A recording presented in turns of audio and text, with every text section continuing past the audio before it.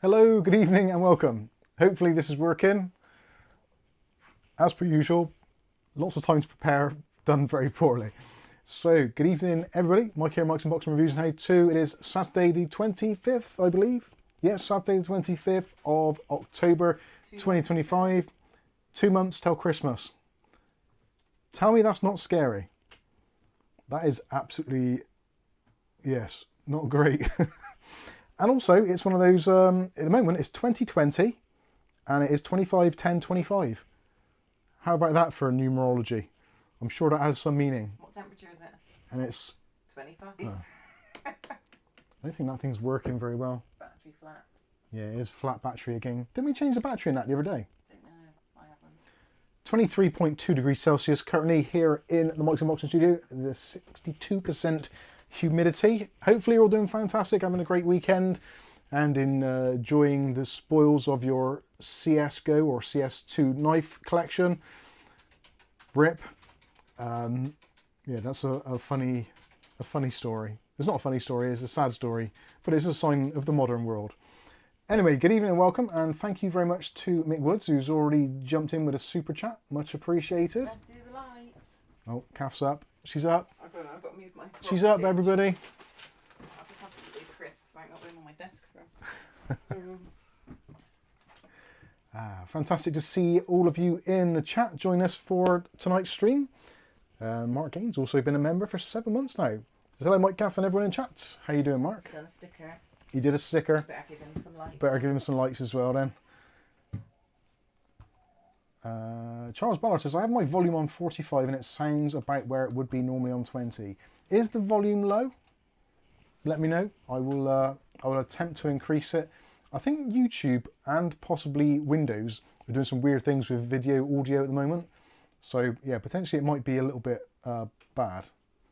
But let me know if it's a problem and we will increase the volume. Or it might be because I've got my jacket on, possibly. No, maybe not. Dutch Jan says it's a bit low. Sky says it sounds okay. Volume is fine, mild.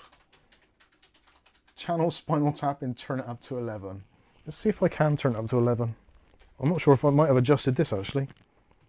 No, that is on... That's mute. And that is... Yeah, that's getting lower. So let's maybe try that on a 5. And then we'll turn up the other one. Give it a little bit of a boost. If I could find my mouse, there we go. I'm sure I actually did a YouTube video on how to find your mouse when you couldn't find it. It was something to do with the control button. There we go. Is that any better? I'll leave it on there. Is that better? Wow. Danmar007 with 100 Canadian dollars. Wow. Thank you very much. That is incredibly generous. Thank you so much. Have I done, or do I have to do anything to earn that money? Is it going to involve me losing... Take them off. Yeah. Sound, oh, zoom. Is it working now? Okay, that is, yes, I don't know what to say. I'm a bit shell-shocked. Thank you so much. That's mental. Yeah, that's great. There you go. I think you're talking more into... I have got the microphone in a slightly different position. Danmar says just be yourself. I will do my very best. I would have to, because I don't think I have the mental faculties to be anybody else. Viali says, Mike, my PTM 7950 arrived. £2.88 from AliExpress. Looks the same as yours in the same box anyway. Already used on laptop and PC. Works very well. Yeah, that's great. Of course, says low voice mic. God, what's going on? Is it low? Let me turn this up a bit more again. There. I've cranked it all the way up to 6. Stupidly, this microphone only goes up to 6. There we go. Hopefully that's better. Alessa says, my sound goes through a preamp, so I can make it as loud as I want. Yeah, it's very strange. Yeah, I'm not sure why that is. Low voice. Hello, hello, hello. I hate system. Sound is fine, says Rick. Right, we'll leave it at that. So, tonight's stream, amongst other things, we will be taking a look at the new Thermaltake View 390 Air, which is a gargantuan case, which potentially is going to be going up the back here to replace the somewhat aging Series 500. God rest his soul. I really do love the Series 500, and I have done for a long time, but it is time for a change.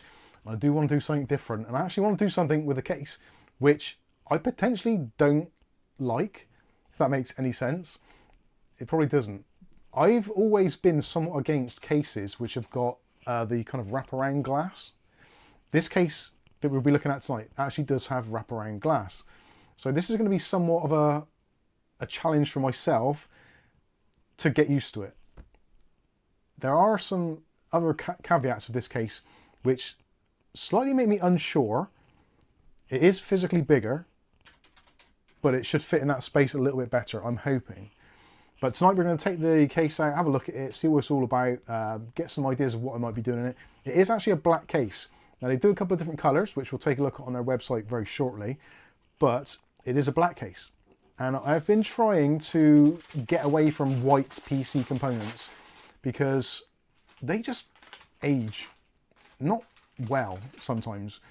And I don't know what it is. There's something about a black PC. I just like the mystique of it, the darkness. And sometimes with RGB lighting, whether it just be a single colour or unicorn puke, I don't know. I just think it looks really nice. And yeah, I've kind of slightly had it with white cases. So yes, potentially it will be going. Which means the graphics card is going to have to go, the power supply is going to have to go, the cooler is going to have to go. Matthew Day says, and there's the white tax, but Yes, actually, yeah, speaking of the white tax, we actually reviewed or started reviewing a power supply today, which myself and Mr. Aitken actually found. This one here is from Gigabyte. This is a P650SS in ice. This is a white power supply with white fan, white cables, white everything. Even the power lead they include is white as well. This is at the moment £37 and change on CCL, I think, or Overclockers, one of the two. It's available in a few places. Yeah, and this is strangely cheaper in white than it is in black, which I have no idea why that is. But the black version is about £3 dearer, or 10% more expensive if you look at it in how expensive. So yeah, around about 10% more expensive, which is very, very strange indeed. So yeah, the white tax has definitely disappeared for that particular one. But generally that is the way. Actually, also, some of Thermalright's AIOs, the white versions are cheaper than the black for some odd reason. I don't know why it is. Anyway, so yeah, we'll be looking at that case tonight, see what it's all about, and trying to get some input from you as well to see what I should put in it and how I should lay it out. The case, spoiler alert, will take 200mm fans up in the front section. Now, whether or not it will take the good old, I can't remember the brand now, Noctua, the Noctua NF12s or whatever it is that I bought many, many, many years ago, which I've never found a case to put them in yet. Potentially they might end up in there, I don't know. But anyway, I'll be getting the case out, we'll have a look through, take some ideas from you on what you'd like to see in there. And if it's something that I'd like to see as well, then it'll happen. If it's something that you want to see and I don't, then it probably won't. That's me being completely honest with you. Yes, Kath? That's true, because it happens to me. Yeah. John David Sullivan, 825. John David Sullivan, 825. What did John David Sullivan... All right. After my weird NVMe issue in the week with 100% activity, I swapped the FicWatt Jupiter for the Lexar Aries Gen 5. Probably overkill, but it seems okay now. Yeah, that was a strange one. John had a NVMe drive which was just showing 100% activity all the time and just slowed down to an absolute crawl. No idea what that could have been. Very strange. Anyway, Matthew Day says, will it fit under? I am not sure. The measurement for the case, if I remember rightly, is 485mm wide. No, high. So it's actually shorter than this. Because it's a dual chamber, it's kind of lower, but it's wider. but it's going to be a bit longer. So I might have to put it kind of like square on rather than being on an angle. But yeah, I'm not entirely sure. It is definitely going to be... I just read that from Rick. There goes Mike's lower back. Yes, you're about right, yeah. Kath's trying to show me something. She's turned the lights out. There's no... Thank you, Fred, for your donation. Much appreciated. Is there a message in there as I well? don't think there is. No. Just looking for a note. Have a good one. Have a good one, says Fred. Thank you very much, Fred. Much appreciated. Thank you so much. Dutch Jan says, my wife will kill me without headphones. I'm the other way around. Kath wants to kill me when I wear headphones because I'm even less attentive, if that is even possible. You have been a lot better recently, to be fair. Have I? Yeah. That's because I'm wearing my Apple Watch. I think it is that makes you less attentive. Kath said that my Apple Watch makes me less attentive. He's always Distracted? Distracted from everything with that thing keep on. Yeah. Ira Wolfman says if they sell more, makes them cheaper. Yeah, I think that is pretty much the deal. Viali's got a box of Maltesers. Oh, I haven't had Maltesers in years. George buys a pack every Who week. makes them? Is that Nestle? No, I don't think so. Mars, isn't it? Mars. Yes, it would be, wouldn't it? Oh. Although, All I've had to eat today is a single Greg's sausage roll. Just one of a pack of 4. Kath had the other 3. Greedy. Greedy. I just had the one. But he was asked if he wanted a pack himself. And I had an apple. That's it. But I've been very good this week. Or at least I think I've been good. I've actually dropped about £5. No, £5. Is it stones and pounds? It is, isn't it? Yeah. Yes, I have lost around about £5. Hopefully I find it. Because I could do with a fiver. I jest. No, my weight was increasingly getting worse. And it's got to a point where I've got to start not being as bad. And it's very hard to do when you have a job such as this, where you are mostly kind of just sat down filming or sat down researching or sat down editing or answering emails, talking on the Discord, all that kind of stuff. So it's a hard thing to do. It really is. But I'm trying to do best. Kath's pointing at the screen, so that means I'll turn that off. Rasher says, wow, I think I'm dying when I try to diet. Yeah, it does. It's a little bit weird. I'm not really dieting, but you got to look after yourself a little bit if you can. My trouble is I love sweet things. There's a super chat from a good friend of ours, Glenn. Thank you, Glenn. Coming 420 blazing. Thank you very much. Much appreciated, Glenn. I'm sure Glenn must have some races coming up. Some virtual races. Or maybe he can't because he's had a bad back, so maybe he can. I don't know. Dutch Jan says, I can't gain weight, so give me those £5. I would happily trade them. Alessa said, diet is die with a T. Yes, it is. I'm not, I'm not starving myself. I'm just trying to eat a little better and just not have so much junk. I think that's my problem. Chip shop this week, didn't you? Yeah, I actually went to the chip shop. I made sure that I walked and, run basically because it was absolutely pissing down. So I was trying to burn off the calories before I got the chips. Is that how it works? And we had 2 pizzas this week. And we had 2 pizzas, to be fair. Yeah, so it's not been great. Rasha says, I'm having a delicious Domino's Full House pizza now. Hope I'm not tempting you. Funny enough, Domino's have been tempting me as well because they're actually 40 years old on Friday, I think it was. And they've sent out special offers, so 50% off basically everything. So Domino's is looking very likely tomorrow, to be fair. Maybe. Maybe not. Domino's isn't too bad. There's worse things. Ira Wolfman, thank you very much. He sent in 5 Mike's Unboxing reviews and how to gift memberships.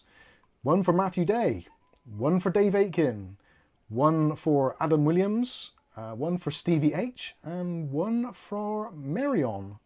Or Marion. How do you pronounce that? I don't know.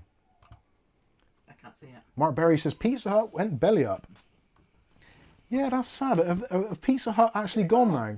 I knew they were either closing stores or going into receivership, but have they officially gone Sky says lots of generous people tonight. Yeah, no, it's good, isn't it? Happy days. It's because the clocks are going back. Now, if you're in the UK and potentially elsewhere that abides by the same rules, your clocks will be going backwards tonight. So when it becomes 1 o'clock in the morning, Sunday morning, it will magically go back and be midnight again. So you can have midnight snacks twice. Not good for your diet. I am obsessed with food now. I really shouldn't have gone down that route, should I? Charles says, I'm eating better this evening. I have a to-do fundraiser. I'm putting in a token appearance and then I'm heading to a Mexican restaurant for pigging out. Yes, Mexican. I really, really want some, like, just some Mexican food of some sort. Burritos, I love burritos, but Kath doesn't like it, Mexican food at all. So we generally don't have Mexican food. I'm a bit like, I'm trying to think of his name in the film. What's that film with, oh God, Bruce Willis and Samuel Jackson, that's what I was thinking of. And Samuel Jackson can't have burgers because his wife's a vegetarian. I feel like that at times. No, but you can eat what you like. I know I can eat. I know I can eat what I like, but I don't like to do like do 2 meals. Carb where I would just go to restaurants with people and not even bother eating because they didn't have anything. Dear. I'm not fussed about not eating. David Under says daylight savings are not used in Queensland, unlike most of Australia. Interesting. Sky says Domino's in Australia, UK, Canada, USA. I didn't realise it's such a big chain. Yeah, it's Pizza Hut, I think, might have been the original for kind of pizzas here in the UK. I might be wrong. If anyone else could confirm that, then please let me know. But I'm pretty sure Pizza Hut was the first of the kind of the big chains to do pizzas here in the UK. From what I can remember. I thought it was Gino's. We had lots of local ones, didn't we? Like Sprint Pizza and Gino's Pizza and stuff like that. Locals. And Perfect Pizza. Gino's big company. Don't think so, no. I don't know. Right, can we stop talking about pizzas? Right. Firestorm says it's probably a silly question. I like silly questions because they're normally easy to answer. Famous last words. Firestorm asks, probably a silly question, Mike. When I have an update for my PC, if I tell it to shut down after update, it restarts after update.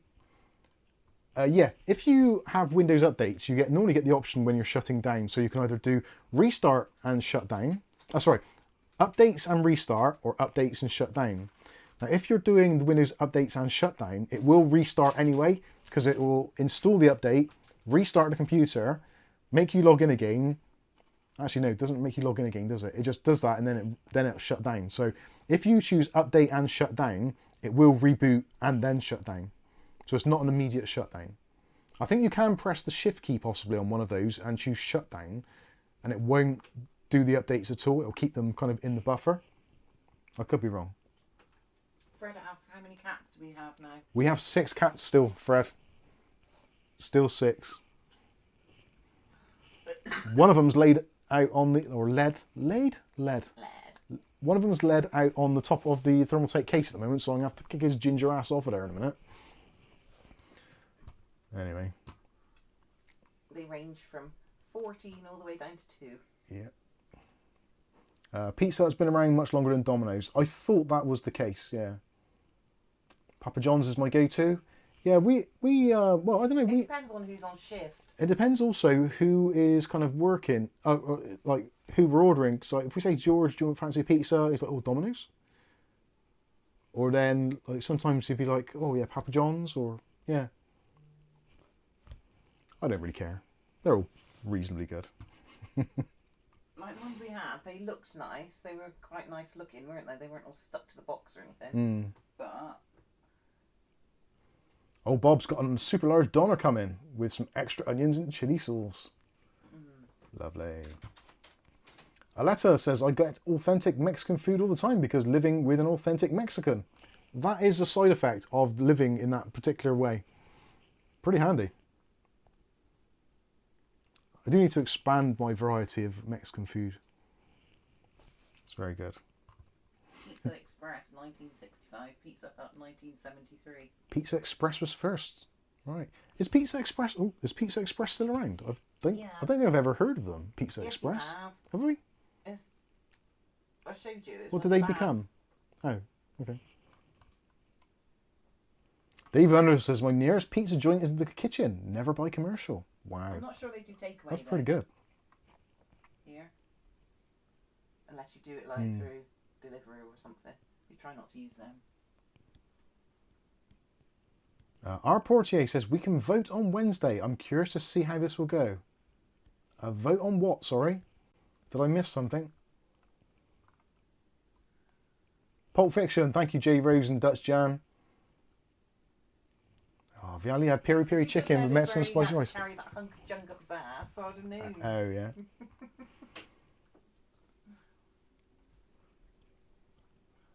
Good stuff. Do you remember Wimpy? Yeah, Wimpy burgers were pretty good. And the game. BG says, did you get the Future Dust Color 390? No, I've got the black version. And speaking of which, we should get back on topic. So let's have a look at this case and we'll see. Actually, just make sure the cameras are all working. Overhead camera. Oh, I can't tell because I've still got the volume thing up. Hang on a mo. Yep, that seems to be. Oh no, actually, that's way out. I must have hit that pretty hard. Oh, John David Sullivan had a Charlie Bingham lasagna, which is bloody lovely. They are, aren't they? Oh yeah, Charlie Bingham lasagnas are really good. We only buy them if they're reduced. Like less than £3. They are good, but they're expensive. Right, that works. Stream desktop, is that working? Oh no, that's not working, is it? Display capture. Acer. There we go. Excellent stuff. That is working. So let's have a look. Where is the... There we go. So I can see the chat now on the side. So if you've got any comments, let me know. I can see it. I will be reading. And if not, Kath will keep an eye on it as well. So this is the case we're going to be looking at. Now, obviously, this is a fully built version. So don't get too excited because it probably ain't going to look quite like that. But maybe it might do. Who knows? So the View 360 is a mid-tower chassis. It's an ATX case with curved tempered glass top side panel, as you can see. So you've got that wraparound on the top, which actually, for where it's going to be located, actually works out well because it's quite close to the shelf anyway. And also I quite like the idea of the kind of the top being closed off so heat is drawn out the back by the fans, a proper kind of channeled airflow. Now you have actually got airflow from the bottom as well, so you can mount fans in the bottom so you can get a chimney effect going towards the graphics card. And as we'll see on the other picture there, so if you see from the side angle, you also have your radiator mounted on the side rather than mounted in the top because obviously it's made of glass. So for me personally, I would have loved this case to have basically that section there replicated on the top as well rather than being glass. But it's nice to be a little bit different. And yeah, 360mm radiator on the side or on the front. You can put large fans on there as well. Really, hopefully the cats will sit on top of it. We'll be able to see their pool. I'm trying to see where the rear... Oh, that's the front, isn't it? We'll be able to see their toe beans all squished. Yes. There's the back, so you can see the ventilation. Gives you a better idea of what it's going to be like. The USB front panel stuff is in a slightly odd position towards the back. But I don't mind that too much. And then we go back to our original picture. So, yeah. Basically, you can have vertical mounted GPUs if you want to. Something which is slightly unique or slightly unusual is you've got an option to mount a big LCD panel at the top of the system there. Which actually I quite like that, being slightly further away. But we'll see. And it's actually a 6-inch LCD screen. And it's compatible with rear connect motherboards, etc. Curved tempered glass side panels, you can see there. 2 CT120 PC cooling fans pre-installed in the back. So it does come with a couple of fans. I would have loved for it to come with big 200mm ARGBs in the front. That would have been awesome, but that would increase the price significantly. Sky says, nice case, looks expensive. Well, actually, price-wise, I was actually surprised.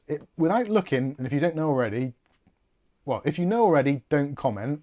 But if you're not sure, how much do you think this case is going to retail for? Let me know in the chat how much you think this is going to be. Just the case and the 2 fans that it comes with.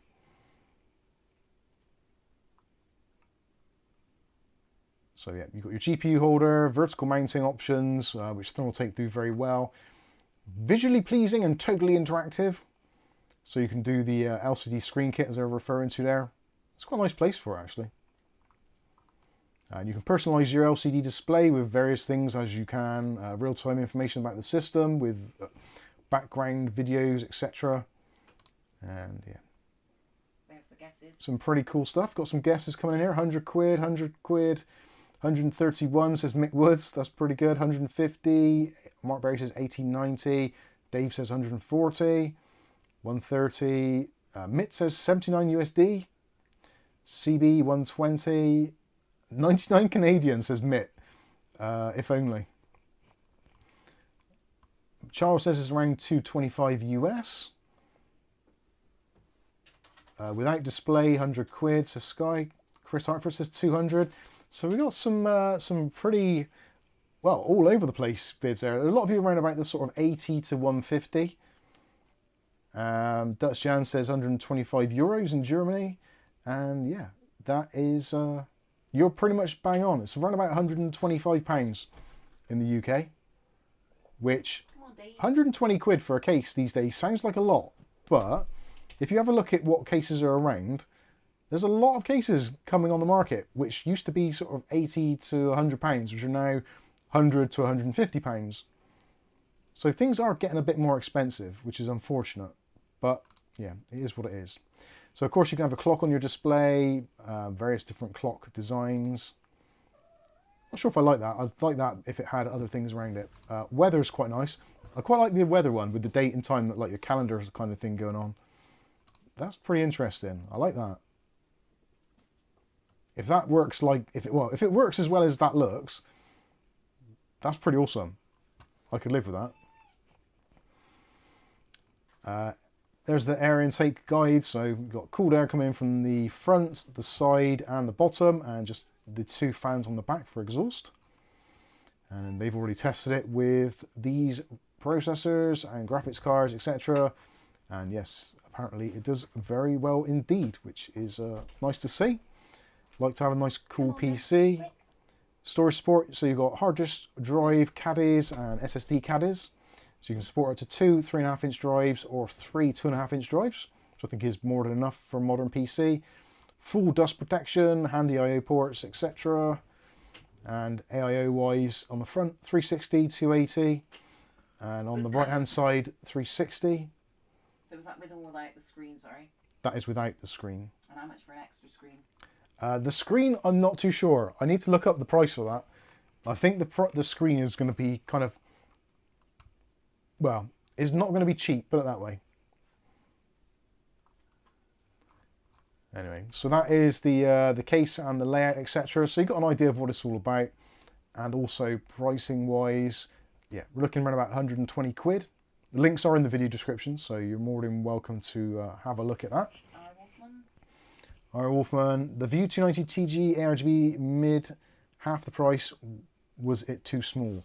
The View 290 TG, I haven't actually seen, I don't think. Let me have a look. So, View 290 TG.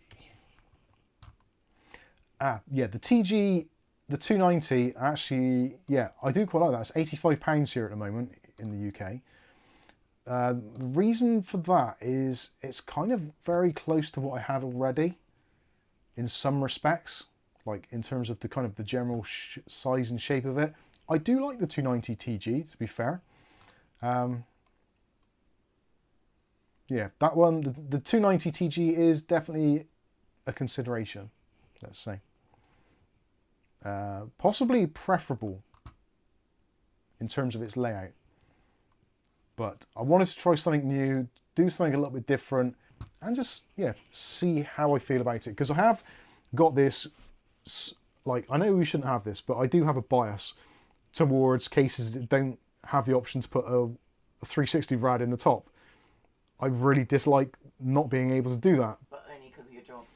because of my job, because obviously the flexibility of being able to test these things is useful, but these days we don't generally tend to test them that often, so it's not really a kind of a deal breaker. Also, I do like to have a case where I can put a 420 rad in. This one you can, in the front, but it's not as convenient as some others, so I kind of don't really test 420s anyway. I don't think I've even had one, maybe once. I think I had one, and it was just very large and very bulky, and I didn't really see the point of it. So 360 is pretty much where the sweet spot is for reviews, I feel personally. So yeah, missing out on that isn't a deal breaker.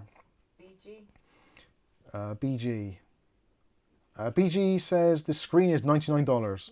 Oof. Brubaker, airflow can never be good with glass on top. Well, that is what you would think, but I've already seen other outlets and they're saying that the cooling performance of the case, I don't know how, but it's actually better with the sides and the fans installed than it is if you just have it open. So clearly they've done something right. I don't understand it myself. You would think having the ability to eject hot air out of the top of the case would be beneficial, but it would appear in multiple outlets testing that the case performs like ridiculously well. And even if you don't have all of the fans installed, I saw one review where they just had 3 fans in the front, an AIO and 2 fans in the rear, and the cooling performance with that was still better than it would have been if you just had it as an open case, which I don't really understand, but I trust the outlets. So yeah, I like PC cooling. PC cooling definitely works for me. So if it is optimized for that, whether or not it's those 2 exhaust fans at the back, which are kind of pulling out more air or creating more of an internal turbulence to try and pull the cool air from the front straight out, that possibly is a thing. Also having the radiator on the side and ejecting, well, it's basically taking in fresh air from the 2 front fans straight away into the AIO and then straight out again. So any of the hot air which would have normally come in from an AIO is being exhausted straight away, and it's getting cool air to start with. Whereas with an AIO in its traditional location, like at the top here, you've got all the heat soak from the system components, the VRM, etc. All of it is going up and rising. So immediately the air which is going into the AIO is a little bit warmer than it would be coming from your external ambient air. So potentially you're going to be dropping 5 degrees or so, maybe more, just by using the fresher air from the front, which is cool. Sky Stalker asked, are you replacing? Sky, yes. This case is hopefully effectively going to be replacing this one, which has been here for a long time. It does need to kind of swap things out a bit, and also it does need a really, really good clean and bleaching to get everything back to kind of white, because it's starting to go a little bit creamy in areas. You can tell, the thing is with white stuff, you can tell, like the plastics here for these boxes is a different color from the wood or the kind of the PVC or whatever trim this is on the Kallax. So the Kallax has gone a slightly yellower color on there. It's aging. Like these are the same, so they're roughly the same as that, but that is obviously whiter. So anything which is plastic in here, in areas, is a different color. Although saying that, this plastic's a little bit yellow to start with. So anyway, I'm just fed up of different whites not matching. I want to change the case out for something different and a little bit of a challenge to myself in terms of my own personal thoughts. I don't really want to use a case which has a side-mounted AIO. It just goes against everything that I think. But I'm going to give it a go and see what the deal is.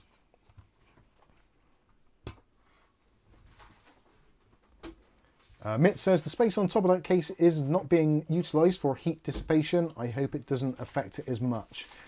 Well, I'm looking at the actual, let's have a look and see what the level is. So yeah, the top, because the 2 rear fans, actually let's go back to the Stream Desktop. So the back 2 fans are essentially at the very top of the case. So heat traditionally tends to rise unless it's in an extremely pressurized environment. So all of the hot air which would normally reside in this area is going to be pulled out the back of the case, which, if obviously if you're removing hot air from the top there, it's going to be replaced by something else. Generally, that's going to be cooler air. That's the theory. I think. Anyway, I think it's time we got the case out and had a closer look. Now, I have actually slightly thought about this. It is a big case. And I don't know if I'm going to be able to get it on the desk and me at the same time. So potentially we might need to do a lens swap on the camera for a wider angle lens, just so we can get everything in. So yeah, be prepared, because this case is pretty big. And at the moment, you've got Dave and Flame both on top of the box. So let's move. Oh, you're eating the chocolate peanuts. You ate yours already. Chocolate peanuts, man. I love chocolate peanuts. I like yogurt coated peanuts as well. Find that mouse is on the floor. I know, I just kicked it. Right, bear with everybody. Right, Dave, sorry, got to move you a minute. Good boy. And you, Flame, come on. You get angry. Oh, he won't get angry. He's a good boy. There you go. Good boy.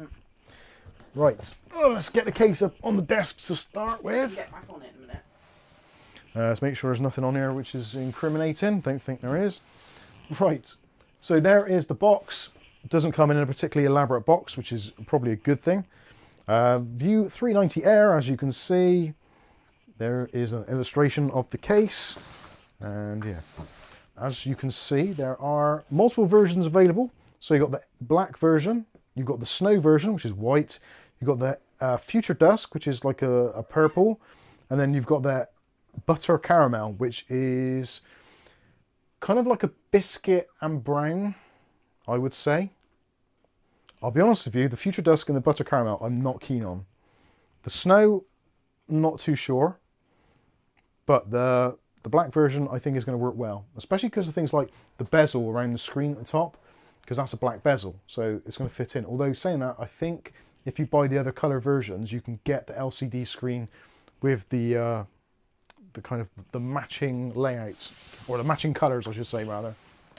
Specs wise, you're probably not going to be able to see this, but the dimensions 503 by 287 by 485. So it's 503 wide, 503 mil long, 287 wide, if you're looking at it from front on, and 485 is the length.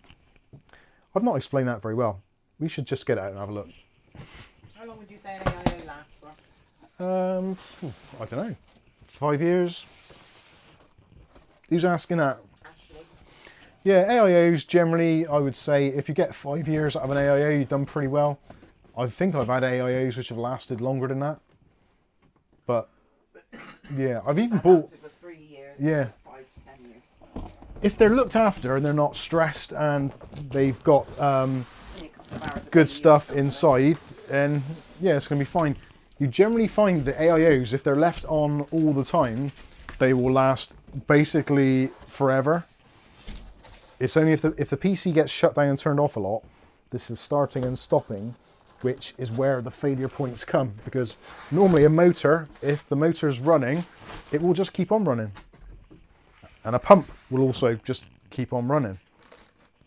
So normally they fail after a reboot or a switch off or being left for any period of time to their own devices. Yep, I think this is going to be too big. It looks taller than I thought it was going to be. Was I lying about the measurements? Have I taken the measurements wrong completely? How does this come off? Ah, here we go. Welcome to Mike's Unbagging. It's a new sideline for the channel. Ta-da! Oh, I didn't get any static on it either. Fun-dabby doozy. Right then. So there you go. There is the glass you can see wrapping around. It's actually got a bit of a tint to it as well by the looks of things. I quite like that. It's actually not quite as big as I thought it was going to be. So we turn that round so you can see the front. So that is the front air intake. So in here you can put two 200mm fans. You can put, I think it's two 140s or three 120s, which I think is what I'll probably go with, three 120s. I don't really want to just plaster that full of fans. I think three 120s is going to be absolutely fine.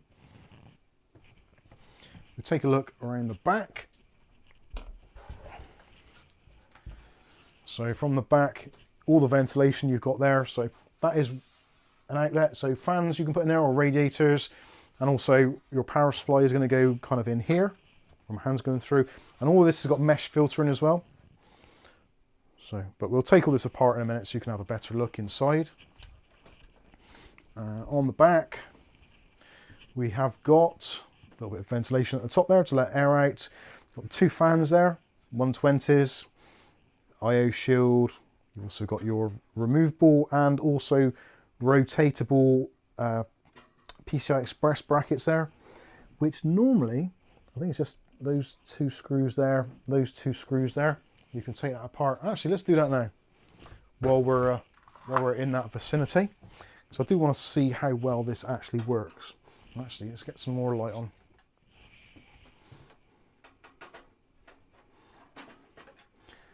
And actually, Thermaltake are one of the companies, or one of the few companies, I should say, which have actually done this very, very well.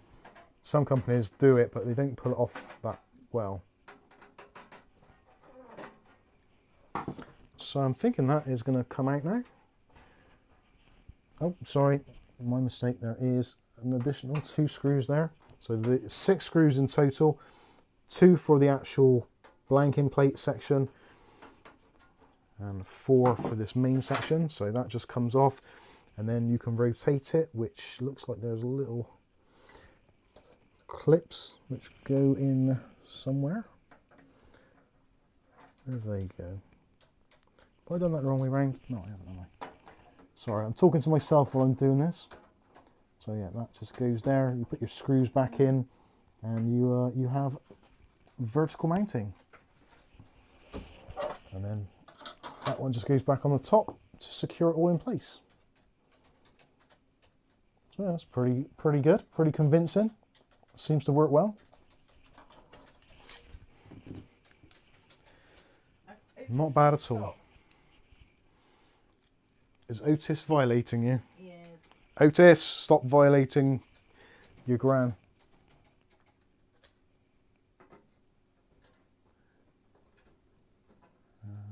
Have I done that in the right place? I feel like I'm doing this wrong, but maybe I'm not. Ah, I know what I did. So I was putting it through that hole there. It's supposed to be that one. That makes much more sense. There's a little locating section there, so you know it's all in the right place. Pretty nice. I think it is anyway. It's different, and I like different. Because there's so many people that just have like a typical kind of... Now, I'm not going to say this in a disparaging way because I like the brand, but like there's so many people that's just got like the typical Lian Leo 11, which kind of everybody's got. And although, yes, they do look nice, it's just nice to see something a little bit different.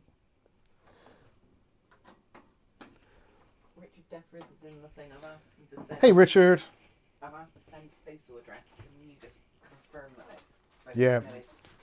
Richard, can you send your postal details to us, please? Email. On an email. The email address is... Oh, actually, I haven't got it on there. Mike and Mike's Unboxing. Right, let's take the glass off. And these thumb screws have been done up incredibly hard.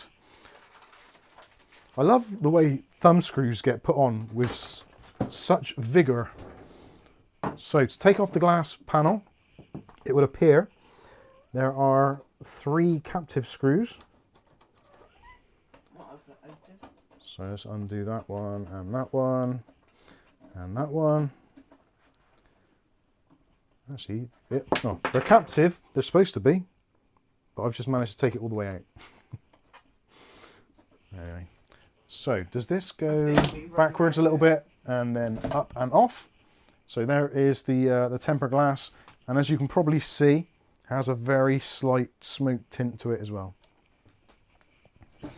So I'm going to put that into the box because I sure as hell don't want that breaking.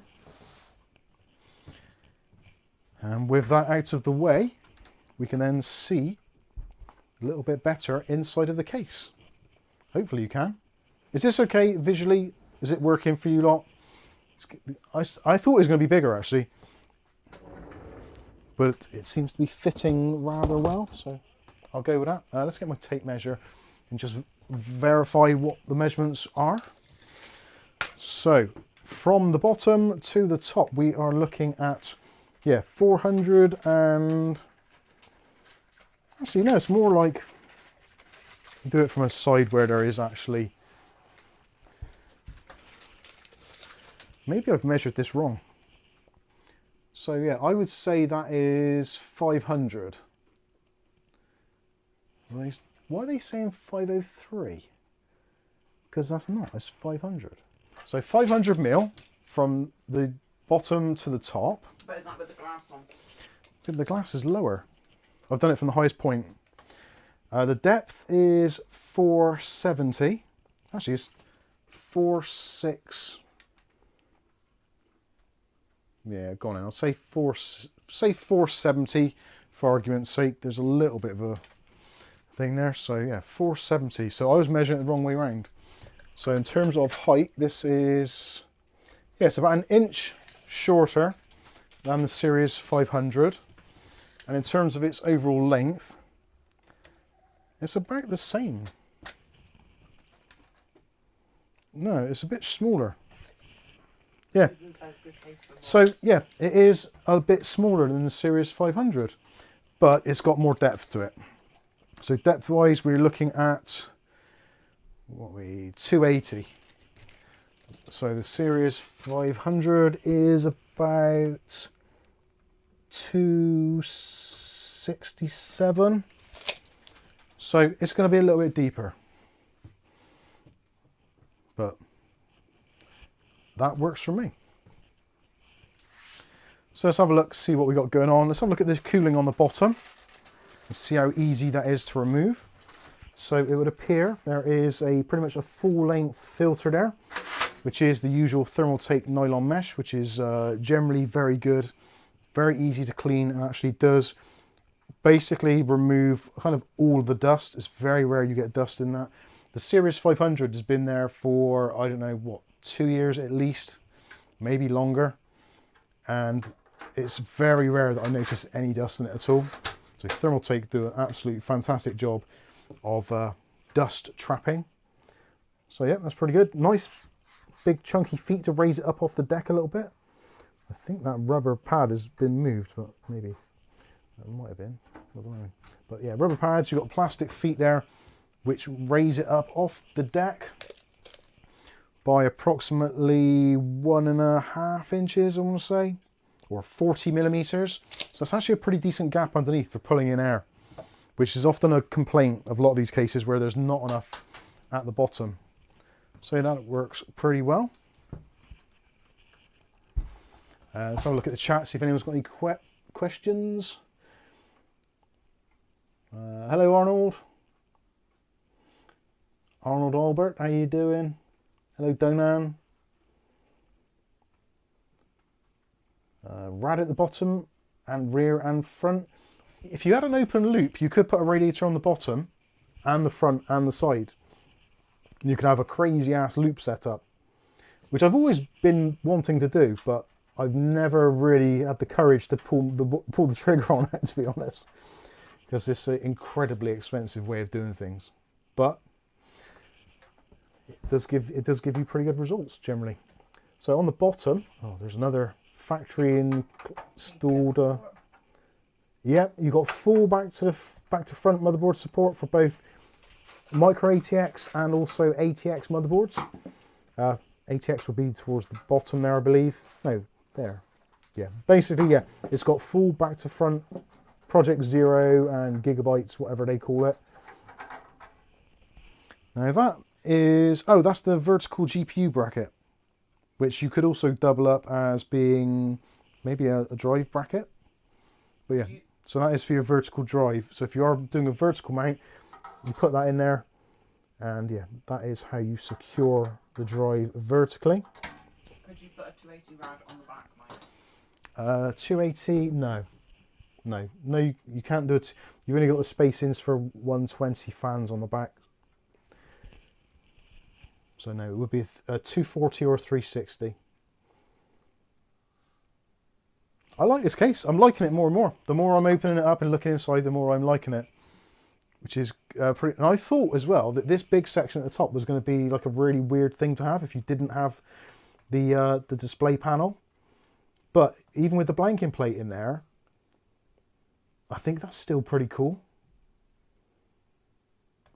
So yeah, I don't mind that at all. Let's put the overhead camera on and you can have an overhead look-see. The other back, Mike. Oh, the other back? There? No, that's 120s is there. Can you see any of that?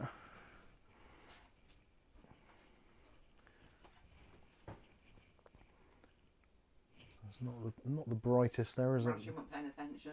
Has it got drive bays, caddies? Yes, you can put drive bay. It's got drive bays in the back, so you can put a couple of 3.5-inch drives or 2.5-inch drives. Them yet? No, not yet. No, you haven't missed that. I haven't covered that bit yet.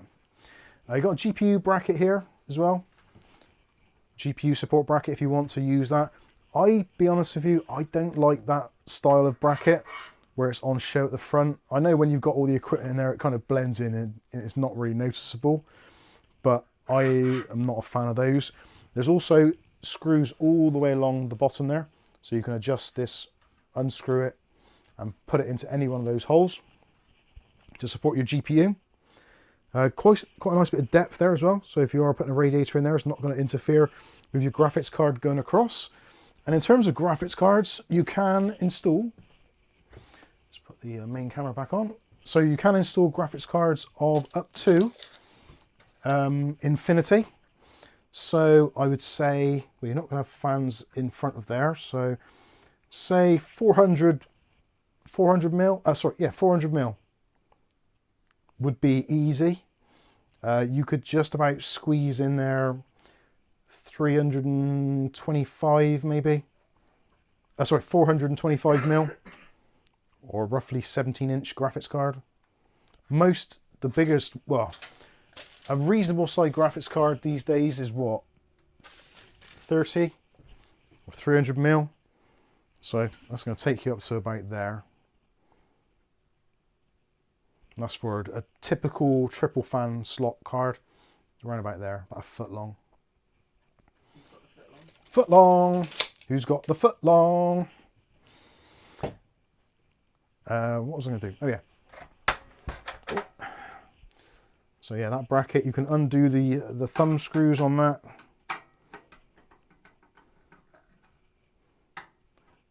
You can undo the thumb screws with a screwdriver. So even on its own bracket, there's a little bit of movement there anyway. But if you take it off altogether, there's holes that go right up to the end.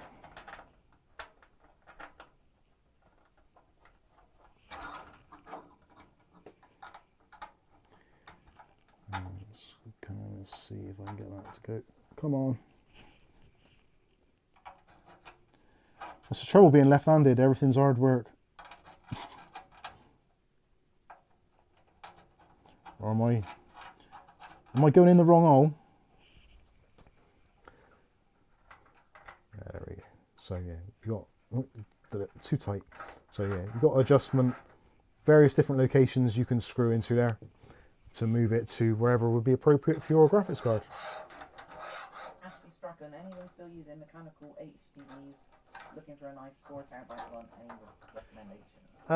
When it comes to 4 terabyte drives, I generally use the Iron Wolf drives. They're not really designed for kind of everyday purposes, but they're NAS drives, so they're nice and quiet, so they don't drive you mad if you've got it inside your PC. If not, the Western Digital Reds I think are good, or the blues. Maybe even the black ones if they still do a black one. Depends really what you want it for. If you want it for storing games and stuff, or whether you want to store movies or photos. I like the Iron Wolf drives because they got a really good warranty and also data protection warranty on them. So if they do fail, you can get your data back, which is ultimately what you kind of want, really, isn't it? If you're storing a bunch of stuff on there. So in terms of motherboard support, obviously, yeah, ATX, you could probably get eATX on there as well, very easily, if you wanted to. They haven't marketed it as being eATX compatible, but I don't see any reason why that shouldn't be a thing. Of course, you've got all the pass-throughs there. You've got a pass-through at the top there, rubber grommets on the side there as well. So basically all the kind of holes for passing through cables are grommetized. That's a terrible use of the English language, but there you go. Actually, let's have a look at the top I/O, because we haven't had a look at that in any depth. Let's go back to the overhead camera. So in terms of the rear I/O, it is literally rear I/O because it's actually at the back of the case, which is quite nice to see, actually, having it in a slightly different position. I don't really like it on the front at times, don't like it in the corner, but yeah, that's fine there. So pretty much again the same as the Series 500, really. It's not very, actually it's probably the same panel. No, it's not, it's slightly different layout. So USB Type-C, reset button, individual microphone and headphone jacks, 2 USB 3.0s, and obviously you've got your power button at the bottom there, which is also illuminated as well. Can the support bracket fit in the back, Mike, where the Mobo tray is? Who's asking that? Oh, Bob. Oh, Bob. I don't quite understand. Can the support bracket fit in the back? I don't know. I don't think so. Doesn't seem to be anywhere. Well, if you wanted to, you could probably put in a couple of screw holes at the bottom if you wanted to machine them out yourself, or maybe even just stick it. So I'm guessing, old Bob, if you don't mind me calling you old Bob, what you want to do is support your graphics card from the back, so something like that. Is that what you're asking? So yeah, you could do that. You could stick that in place, Velcro or double-sided sticky tape, or you could get a drill and just pilot some screws in. Use your own spittle. Use a bit of spittle. Yeah, all those things are possible. Maybe no, you don't want to do it on the side, do you? But yeah, you could do it, move it to the back if you want it to be out of eyesight. Actually, I'm going to leave that out for now. Welly Bob. What's Welly Bob asking? Welly Bob, Welly Bob, Welly Bob, Welly Bob, Welly Bob. Question: new build going in or swap existing internals? Well, I'm gonna be likely using the streaming PC from behind me as the donor for a lot of it. So CPU wise is going to probably be the 7700X, which I've still got and still use. The motherboard, I'm unsure. I might change the motherboard because that motherboard has quite a lot of silver highlights on it. It is a black PCB, but the heatsinks are all silver. So I am considering changing the motherboard. That is definitely a consideration. I'm looking possibly at an MSI or Gigabyte, probably B850, I think. I have actually got. Still on there. I've got the Prime X870p Wi-Fi, which I've basically used for about 2 weeks and then got kind of forgotten about. But that is in the same category where it's got a lot of that kind of chrome-looking heatsink on it. So yeah, I'm not too sure. I might end up using that one. But then if I'm using that one, I might as well just stick with the one that's in there. Or potentially I'll remove the heatsinks and coat them or paint them, which I am maybe considering doing. Let me know what you think about that. Do you think that would be a valid thing to do, to spray paint the heatsinks? I'm pretty sure if I scuff the heatsinks up on the motherboard, I could paint them. I don't think it would be harmful. If I get some tough heat-resistant paint, that might work, but it might look cheap as ass. So I think that's Bristolian. yeah, I'm not really that keen on doing that. I might If I can't find a motherboard, I'll do that anyway. What else? Yeah, so fans in the bottom. Actually, let's grab some fans a minute just so we can get an idea of placement. Oh God, not laugh, I did lol, but keep the time checking. No problem.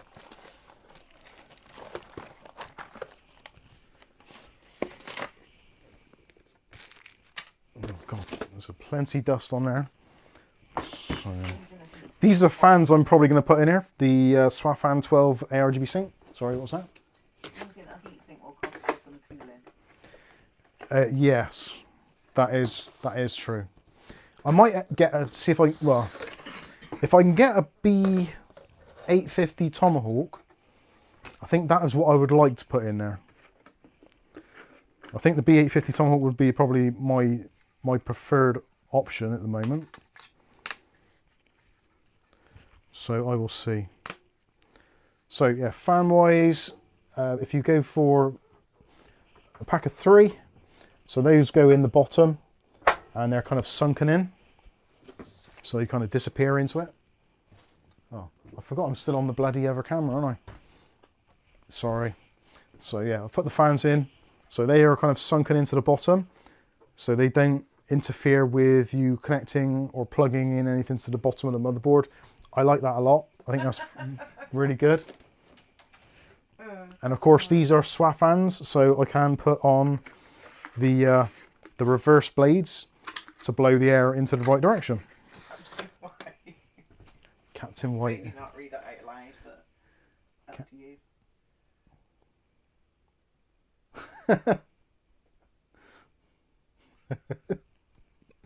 B850 MSI is best, says David Underhill. Yeah, I think that is what I'll end up going with. Oh, Charles Ballard's off. Cheers, Charles. So anyway, yeah, fans in the bottom. You don't have to really. There's more than enough airflow on the front and the back. So those are going to end up going into the front.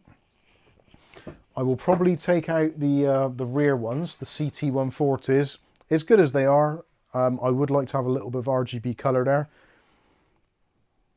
So I will try and replace those and put 2 Swafans in that location, just to give it a bit more illumination. I think that's going to be nice. Cheers, Fred. Is football starting? F1. Formula 1, got it. I understand. That is the downside of having a stream this time of day. It's not helpful at times to viewing figures. Anyway, regardless. So, yeah, those fans will probably go. I have got some CT140s, but they're actually, saying that, I have got some CT120s.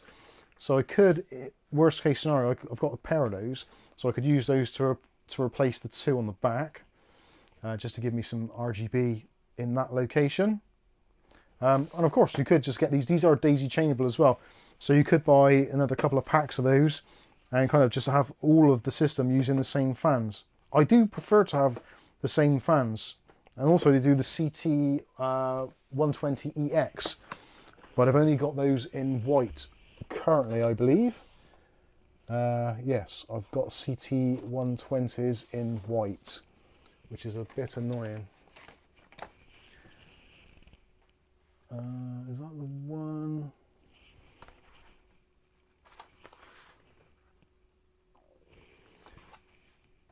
Yes, that is the one. So there's the LCD monitor. So we've got that as well. And LSD monitor. LSD monitor. So that will effectively go in that location there. I'm not entirely sure how that fits. It is USB-C powered, which is nice, because the previous monitors they did were all micro USB. So that's a nice change. And also they provide the right-angled connectors as well. So there's USB Type-C connection, but it does go to a USB, a normal USB header. I wonder actually if I put a USB-C into there, that'll just work. I'm going to try something. Try something pretty wild. Put it in, Babs. I'm going to stick it in and see what happens. This could work or it might not. I think I've got the latest version of the software. So in theory, oh no, actually no, bollocks. That won't, that's a shame because you can't get that connector in there. It needs a right angled USB, which I haven't got. Otherwise I could have just plugged that straight into my PC and we could have seen the screen light up. That is unfortunate, somewhat. Have I got anything with a right angle connector? Actually, it looks like that connection is specific because of the way that connects in there. Well, there is a way around it. You could, if you wanted to, get a Dremel and just cut out a small section there, and you could just use a normal USB cable. But the idea is that it goes into that specific place anyway. It does come with all the mounting hardware, etc. And it uses the new Thermaltake TT-RGB 3.0 software, which has been updated reasonably recently. Which we can also take a look at some point. So yeah, generally that is the kind of the lay of the land at the moment. It's stupid that I've got loads of fans, but not the ones I actually want or need. Actually, what are those behind there? There's another set there. What's that? Oh God, everything's falling down. Swafan EXO. Oh Jesus, everything's falling on the floor. What's that? Swafans. Ah, so there's another set of Swafans there.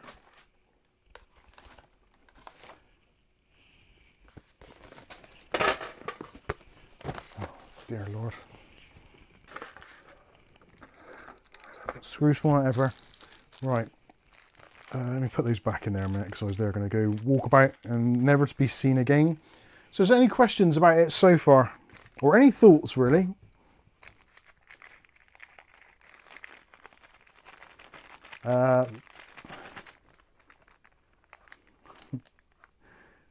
You don't necessarily need RGB fans in the back.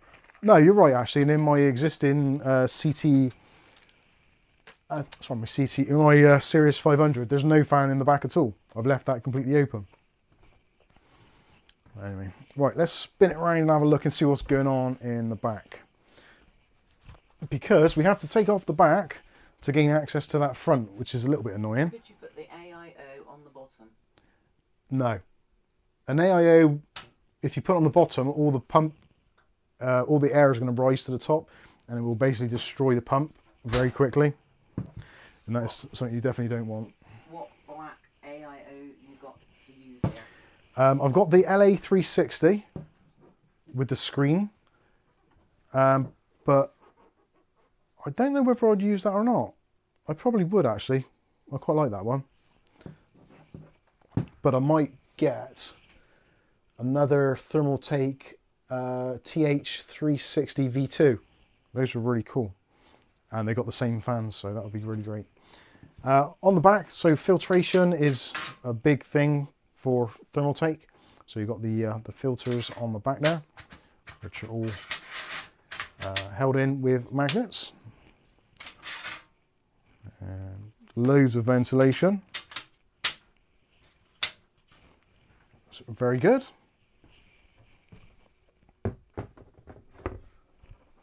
So in the back, you've got your drive cage here, or drive caddy. So if you want to put some mechanical spinning rust drives in, or even some 2.5-inch SSDs, you can put 3 of them in there. So 1, 2, 3. Also, you can put 2 3.5-inch drives in there. I think you're back in that reggae band then. I was, one thing or another. So, and that just gets to that position there. And then if you want to, you can actually remove it. I pull that out, so you can mount your drives on there if you want to, or if you want to leave it open to get more access, then you can just leave that out. It's actually pretty solid.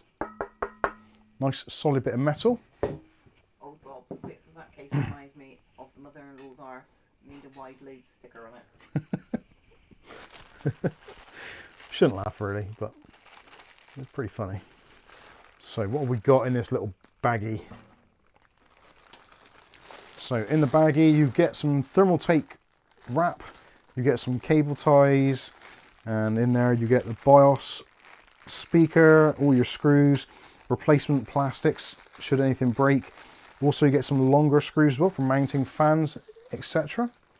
So that's all nice, taken care of. Captain White says, just building into a deep cooled CH370. Looks decent. Build quality is budget though. For £39, can't complain. God, yeah, for that sort of money, that's pretty good. In a bit. Nice one. So connectivity is going to be usual stuff as you'd expect. So front panel connection, that's all pre-wired. USB 3.0, Type C, and also your HD audio, all of which have been blacked out as well, which is nice to see that a company actually paying attention and doing that sort of thing, because there's quite a lot that don't, and they give you the ketchup and mustard, which I know isn't the end of the world and it really doesn't make a great deal of difference, but it's just nice to have that little attention to detail, I think. That dig at me, Rasher. What's Played that? Scrabble with the wife yesterday. It's the only way I can get a word in. Cabling from the rear fan, so you've got the CT120 in there. They are daisy chained, and also then you've got the PWM cable. They're both PWM fans, and there's also a pass-through as well. So if you want to connect some more fans on that channel, you can do. And there's a really nice long cable actually that they've included for that. And also, as you can see, loads of room in there. Power supply is going to go in this location, so with the fan facing outward, and then taking in cold air from this side and exhausting it from the rear. So that isolates that part from the rest of the system as well, to reduce some of the heat that could potentially otherwise be entrapped in the system some way, shape or form. Yeah, full motherboard support for Back to the Future boards, and actually loads of depth there as well. There's an absolute ton of depth, and there's also lots of cable routing points. You've got your grommets.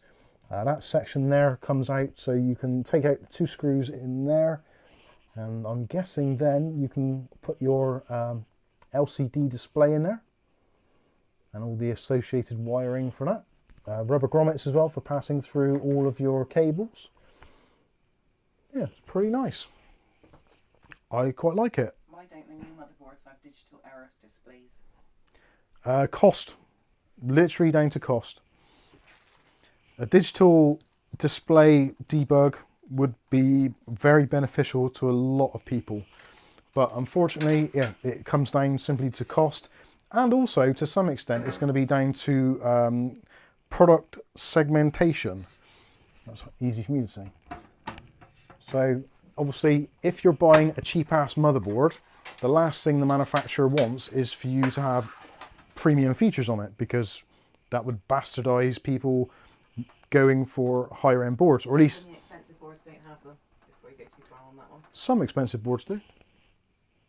Lots The of, letter says even the expensive boards don't have them. there are, well, today's expensive boards are not really expensive boards, if that makes sense. So like a 200 quid motherboard now would be deemed as an expensive board 5 years ago, 10 years ago, but now that's kind of like entry level, because there's so much integration on the boards with your USB 3s, your Type Cs, your audio devices, your PCI Express lanes, etc, etc, etc.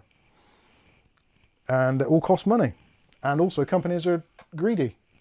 So yeah, that is kind of where it is. Like that that Asus board that I pulled up just now, the X870. It's one of the kind of the more budget orientated boards, but it's still 200 quid board, Well, and it's kind of entry level.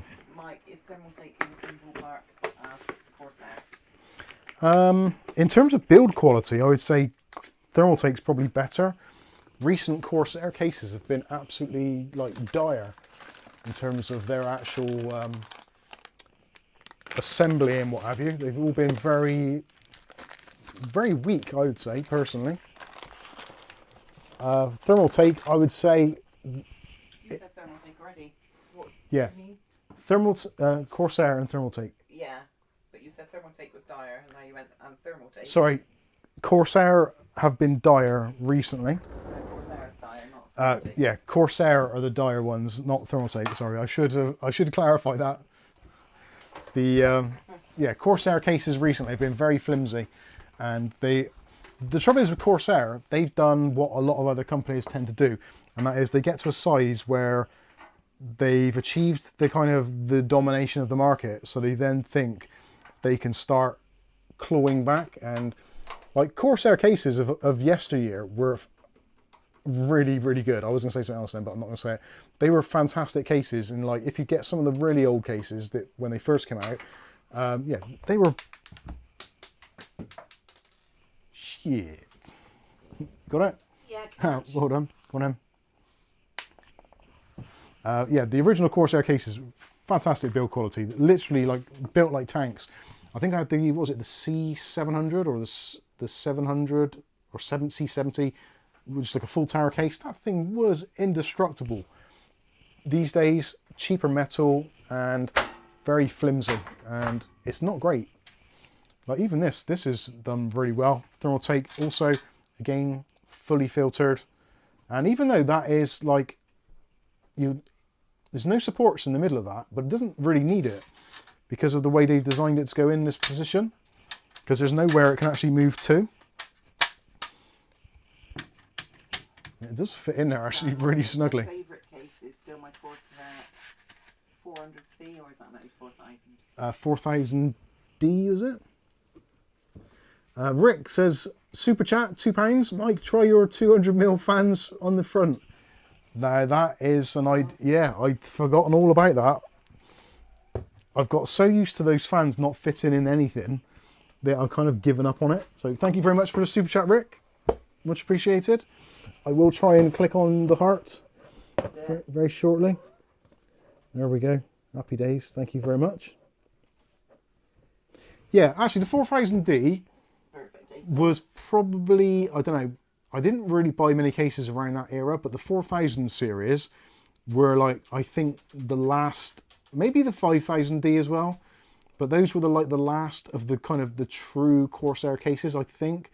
And then shortly after that, that's when it started to go downhill, when Corsair were basically kind of turned into a public limited company.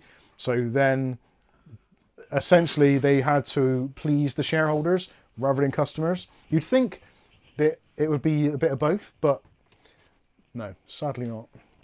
It's more one than the other. Now, I've got to try and get to these fans. Now, Welly Bob is giving me some money to do so. So I'm going to sneak into this little cubbyhole and pretend I'm actually a big boy and reach up on the top shelf to the stuff which never gets touched, which has probably got, oh my God, yeah, that is thick of dust. How much dust is on the top of there? Show the other side though for a light comparison. Yeah. So that's one round.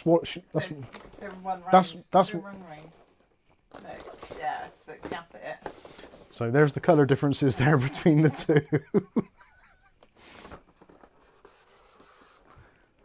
Yeah, that is actually that's that brick dust from when I started drilling the wall. For his monitor. That's Rick's. Actually, yeah, that is dust from when I got the saw out, cutting a hole in the desk to put that bloody widescreen monitor in. That's the last time I had this thing out. All right, let me give that a wipe down. It's kind of embarrassing, but still, whatever. They are really high to by the ceiling. Yeah, they are basically almost touching the ceiling. Hello, Tis. Yeah, that is, oh, that's wood dust from IKEA furniture. Not great. Plus the wood burner makes everything very dusty. Yeah, but I think even with that, that's like just proper dust. Right, so anyone who don't know, these are the Noctua 200mm fans, which basically I've found over the years fit basically nothing. So let's see if anything has changed in that respect. I think probably not. And actually I think I need some bigger screws because this is quite a deep fan. I think it was one of the first ones which was bigger than 25mm. I could be wrong. Did it come with screws? All right. No, it's normal case screws, so I'll shut up. I'm completely wrong. Right, let's see. Will they fit? And will they still be able to get the cable out at the top? OMG. They do actually fit. Houston, we have a problem. Oh, that's where it went. There's the cable extension. I was looking in the box thinking there should be a cable extension there. It's actually in there. So finally found a case where these will fit. So that, yeah, that's obviously going to happen then. So finally we will get to use these things. Good question. Oh, and actually they got cutouts in the side there. Can you see that on camera? Yeah, you can actually. There's cutouts there and there, so you can run the PWM lead through the back. Put it on wheels and watch the bugger go across the floor with these flat fans. Oh, that don't quite work. Oh, we were so close. Actually, is there anywhere to physically screw them in? That is the question. There is with the drill.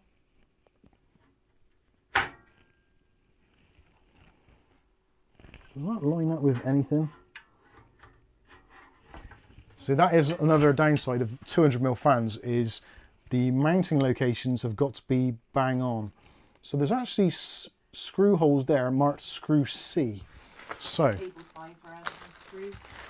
I am not using cable ties to mount these expensive. These fans are like super expensive. Even though what? But they're expensive. Oh yeah, he would. It'd be doubly expensive for him because it's in Australia. Like that stop you. I'd get the hot glue gun on it. That'll do it. Right, so we've got some Then you know long they're screws. working if they don't fall off. Do these actually fit through? Yes, they do. So, where are the screw holes there? Actually, I wonder if I can do it that way. No, that would make it too short. Actually, they might be too short anyway, those cables. Velcro. I bought 3 Corsair 120mm case fans. Corsair only included 2 extension cables because they assume everyone is going to put 2 fans side by side. Geez, Corsair throw a 3 extension cable in for Pete's sake. Sorry, I can't read because Otis is blowing on my face because he wants cuddles. Right, I'm seeing if any of these screw holes match up. Mr. Chef's in. Hey, Sinister Chef. What's on the menu tonight? Nothing here, I'm bloody starving. Jim Sullivan's insulting you because you might need extensions.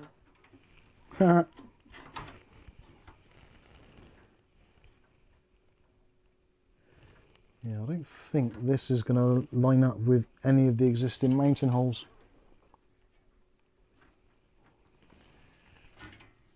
Oh, God, right. Let's take that out of the equation for a minute and see where that lines up. Drill new holes, that's an Alexa move. Yeah, that is an Alexa move right now. Right, there's one in. Go hardcore and use a nail gun.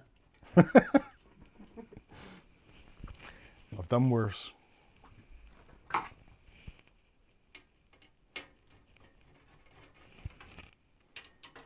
don't know why I'm tightening these up, there's no point really, but... That's not a case fan, that's a helicopter blade. Yeah, so from that location there, actually those fit, but they're not attached at the bottom because the next mounting hole is a lot higher.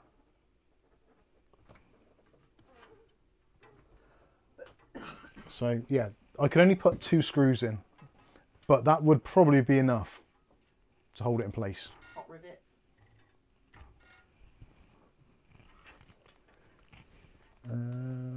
Yeah, that might be possible. Now, will the other one fit at the same time is the question. Weld it in. Get Mark Berry to weld it in. Yeah, let's get Mark round and weld it up. 2 screws is one more than some PCs I've ever seen. Yeah. Looks great. Looks good. Wireframe, Mike, Thermaltake versus Montec, which would you prefer?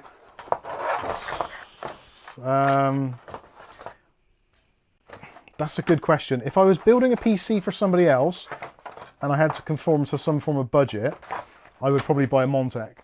If I had to build a PC for myself, and that was one I was keeping, it would be a Thermaltake one, because I've had a couple of Montech cases. They've been fine, but they're not the best in terms of build quality at times, I feel personally.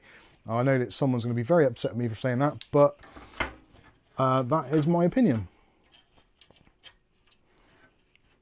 Ooh. That looks like that was almost made to fit in that section there. I can't. Where is the screw holes? Stuffed peppers, my with mango salsa, sauteed spinach, broccolini, rice, and gratin potatoes. How you say it? I think so. Right, that sort of fits. Fractal design. Fractal design's okay. I've never really been a big fan of their cases. I've had a couple of them, and they've never really kind of set the world on fire for me. Driving around in his big car. Yeah, that's true. There we go. So yeah, I think that is actually the way forward. Mike, what comes in a goodies bag with Thermaltake? In the goodies bag, there's not really a lot. You get the screws, all that kind of stuff. You get a BIOS beep speaker, which you don't normally get from very many other brands. And actually, they've even taken the time to make it color coded as well, so there's no red cable on there. That's new. You get the Thermaltake zip wrap, which you can cut to length. I don't know if they could see that. So you get a roll of Thermaltake Velcro wrap. You get a bunch of cable ties, about 10 there. You get all the screws, you get the spare bits, plastic for the case, like where bits snap together. You get spares of those. That's kind of it, really. Not really anything else. Also, you get the GPU bracket, all the other brackets for attaching bits and bobs. But yeah, I think that is actually, well, we finally found a case that they fit without modification. And it looks like,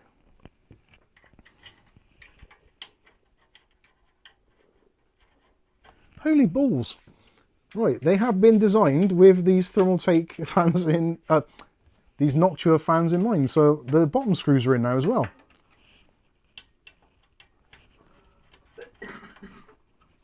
Unbelievable.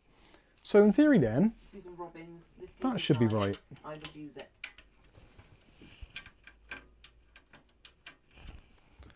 Screw confidence bath. I'm gonna have to screw with extreme prejudice. What have you got to drop in tonight? Yeah, that's working. Naturally in a sentence. Oh yeah. Think it, remember it.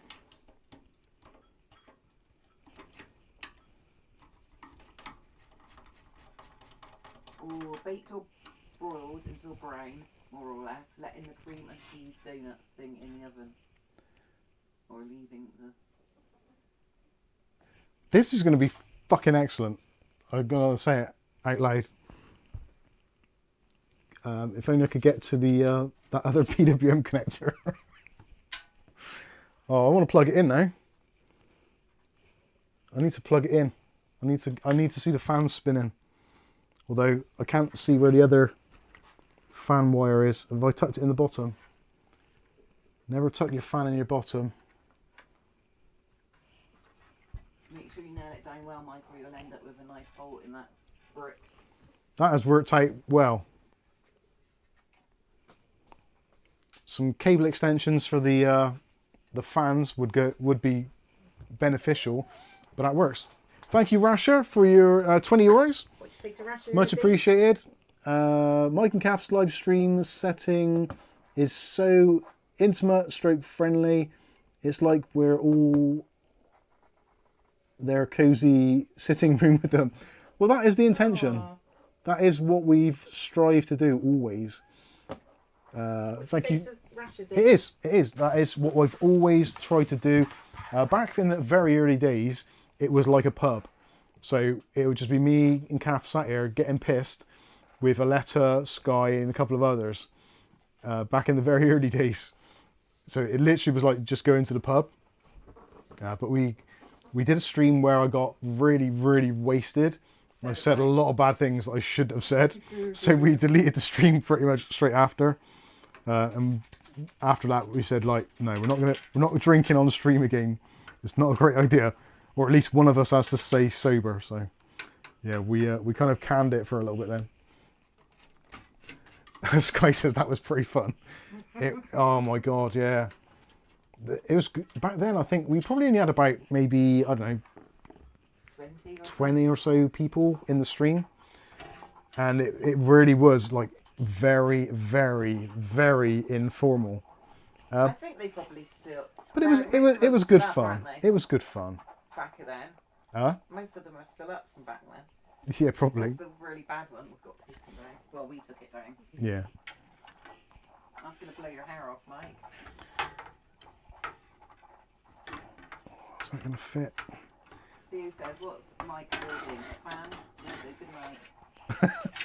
Good night. Good night. Thank you. Little boy, isn't he? Oh, Theo. Of course, yeah. I understand now. Sorry, I was getting a bit sidetracked. What am I doing? I'm making a bit of a mess. I want to get these fans connected up. I want to see them moving. I want to see how good they actually are. Being that I've had these here for, I don't know, it's got to be, what, 5 years? Is it 5 years, maybe? Probably longer than that. It might be, actually. Roderick.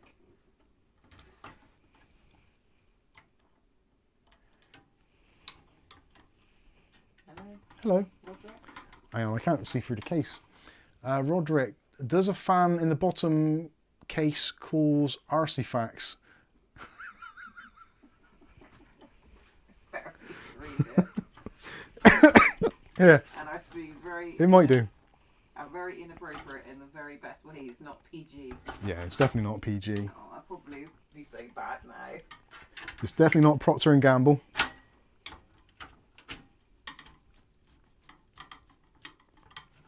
Sky Stalker says, I think it was 7 years ago.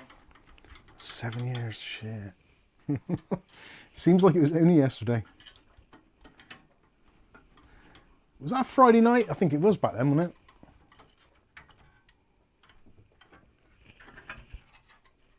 I think it probably was.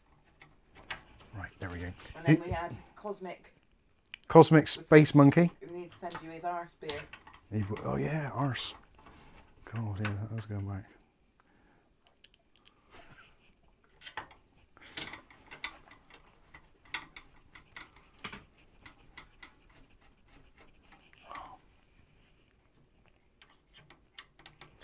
That is the trouble with machine screws. They are not the easiest to get in.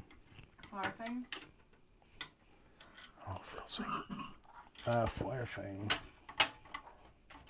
Hey Scott, how you doing? Firefly Mike, can you get that video strike? Can you get video strike talking about Rufus for Windows 11? I honestly don't know. I think there is something very bizarre going on at the moment with YouTube and what they deem to be controversial or like hot potatoes. So for those who don't know, we had a channel strike probably about 3 months ago, nearly 4 months ago, and YouTube refused to tell us what the strike was for. We had no idea whatsoever, and as asked as we would, they wouldn't give us an answer. We also had a warning outstanding at the same time. We also had a warning outstanding at the same time. We had a video which was on a 30-day warning, and the other video came out 2 days before that warning was due to elapse. So yeah, because we were already on a warning, the next community guideline strike was a full strike for the channel. So that meant we couldn't live stream for a week, I think, or couldn't put any videos out. We couldn't upload videos for a week, I think. Upload, yeah, we couldn't even. Not sure the exact thing, but anyway, there was a strike on the channel. So yeah, it was not good. But they refused to tell us what the strike was for. Now the video was about bypassing Windows TPM and also secure boot restrictions, that sort of stuff. I think we also mentioned LTSC, like the long-term service thing for Windows, and how to get it, how to download it, how to install it, etc., and how to use it, which thousands of other channels have done the same thing, but we got a strike for that. Someone recently. We also did one with Rufus in it as well, like Rufus, how to create a Rufus disk, etc. And we've been a bit cautious about that now, because Brian from Brytech09 YouTube channel, he released a video which featured very similar topics.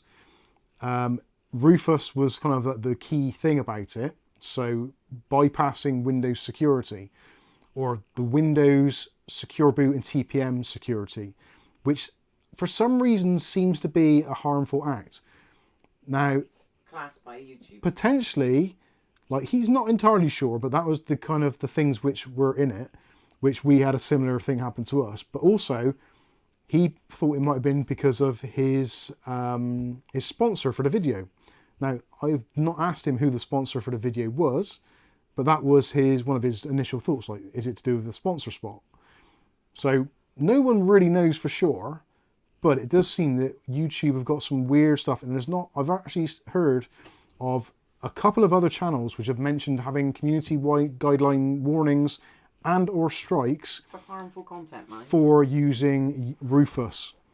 And it seems that the Rufus URL, for some reason, has been flagged as being a potentially dangerous site. Now, obviously, what YouTube do in their own thing is, it's their platform, they can do what they like. But yeah, that seems to be the kind of like the ins and out of it. So no one's still sure, but it seems that there's always something to do with Rufus or the TPM secure boot bypass. But when we've done a couple of other videos on that, doing it manually, and they haven't been a problem. So I don't know. Thank you, Jason Woods, for the £5 super chat. Much appreciated, sir. This is party, party, party. It is party, party, party. Now we've got these damn fans installed. Vianney says, wife's laptop's doing great with TPM, etc. Ordinary Dude says, yeah, there's always Twitch. All Bob says that. We have got content on Rumble. We've also got content on Odyssey as well. Kath's going to put some links, I think. No, you are. You've got a button, haven't you? I haven't. That's the one I didn't program. I just realised now. I was thinking to myself, why is there a button missing on here? That's the one I didn't program for Rumble. So yeah, anything which is a little bit too spicy for YouTube goes on Rumble. It's not very often it happens, to be fair, but you can watch it on there. As we've got to guesstimate what is spicy. Yeah. That's the thing. At the moment, we don't know what is deemed as being kind of spicy content. So yeah, it's a shame that it's kind of come to this, but yeah, it happens. Right, let's get these fans spinning.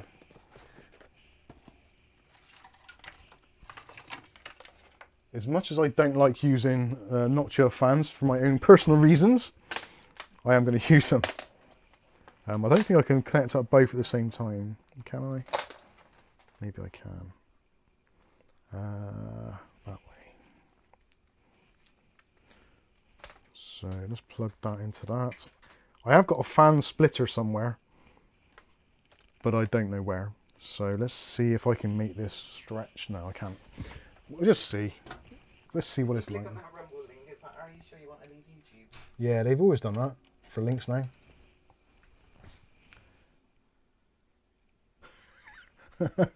I think I might have that one set a little bit on the low side, but it's in there and it's moving air. Woohoo! What fan number header is that?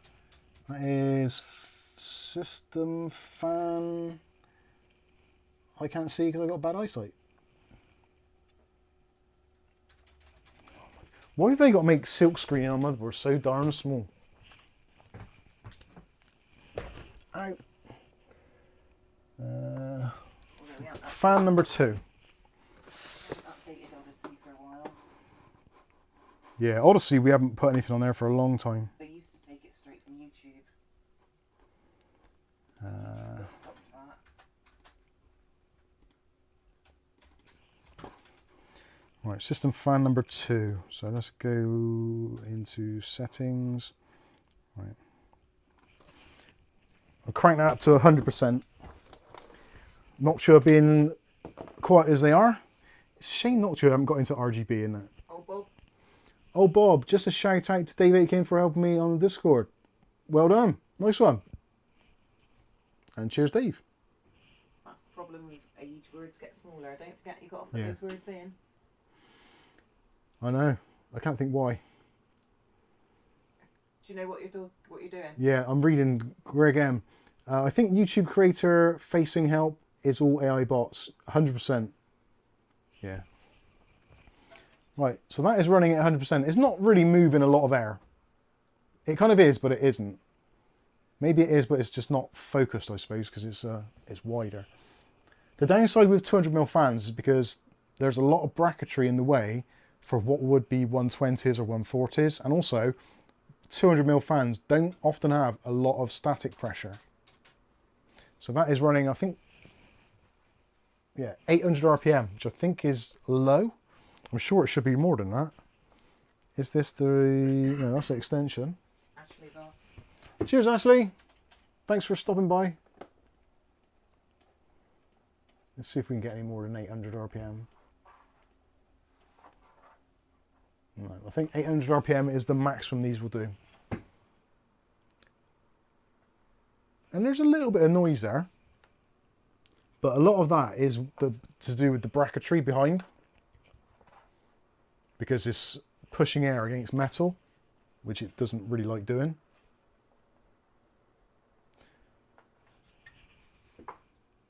I'm slightly underwhelmed with these fans, I'll be honest with you.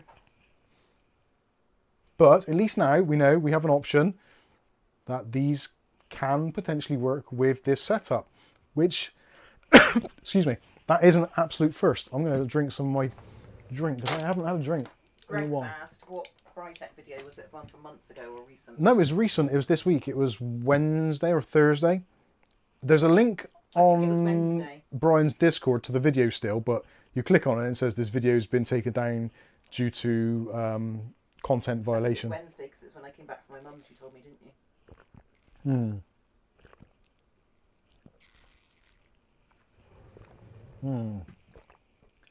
I don't know why everyone makes lazy people.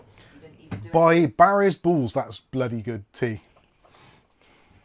After 3 attempts on it. After 3 attempts, yeah. We might put cold water in them. I made it with cold water the first time. I was like, Kath, you boiled the kettle? So yeah. So I was like, oh, don't think you did. Sky says they should spin faster than 900 RPM. Check the box to see. That's a good idea. I thought they went up to like 1500 or something, but they don't seem to want to.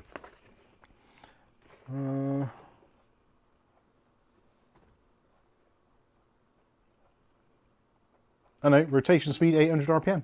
That is the most. It was back in the bloody 1900s you got them. Yeah, I did get them back when Princess Di was still around. God bless her. Yeah, yeah. When these came out, they were still put. Ashes to Ashes was still on TV. Just finished watching that series. Very good.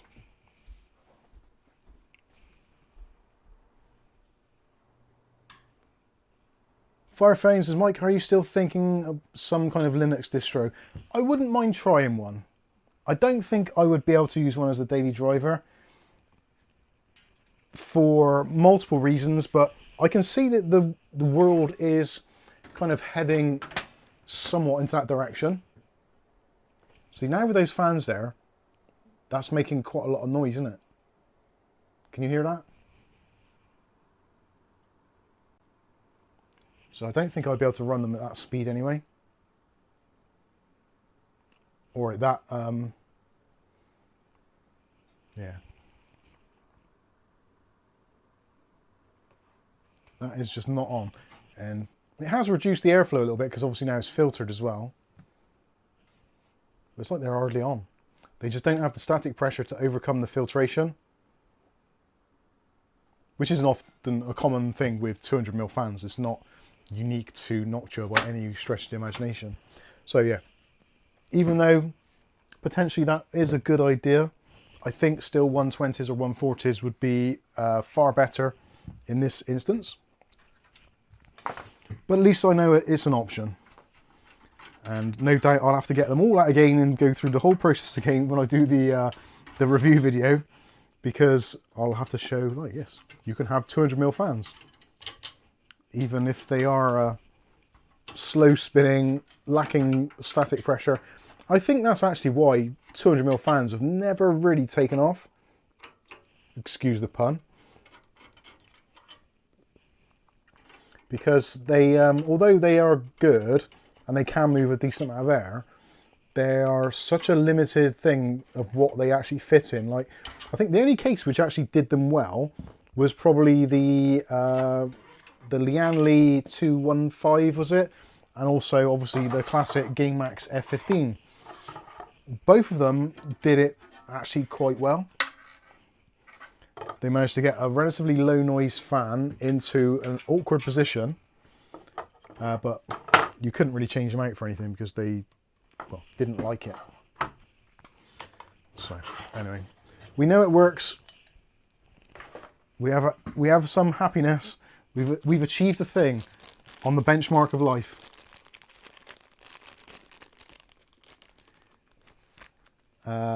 Someone said there, who's that? Degu says they kind of also look quite silly. They are a little bit. Like on the picture from the Thermaltake website with the ARGB ones in there, it actually looks alright. But I think the reality is that it's more suited to 3 120mm. Because you've got a nice bit of surround around the outside of it, a little bit of extra air, pressure. Yeah, I'm pretty sure. I think 2 140s might also work, but you do get better static pressure with 120s. So I think I am going to end up with 120s, and that way they can be centralized in there. If I use the Thermaltake SWA fans, which have got the illuminated ring around the outside edge, also the edge illumination is going to look nice along the sides. So yeah, I think that is probably where I'm going to end up going with it. But it's good to see what is possible. And actually, I've got to say, I'm actually quite impressed with the build quality of this. I was slightly hoping that it was going to be flimsy as all hell and I could just reject it on that basis. But it is pretty decent, it's pretty tough. And it's got some quite nice features to it as well. The only thing which I kind of, well, I'll say I would miss would be the easy access to the power supply. With the Series 500, I've got really easy access to the power supply and cables. That is going to be a little bit of an annoyance, especially when I'm like changing over graphics cards for testing, like between 12 volt high power and the traditional PCI 8-pin, because it's going to be harder to get to. But I guess I can always leave the cables kind of in the bottom there somewhere, or in the back, relatively easy to get to. Just pass them through when I need them. Yeah, it's not too bad. Not too bad at all. The only thing I would say is it's a shame that they didn't include... Well, actually, I think probably including the 2 fans that they have done actually does work in its favour, because most people who are buying a case of this sort of nature are probably going to do some modifications to it, or they've already got some pretty decent kit already that they're going to put into it.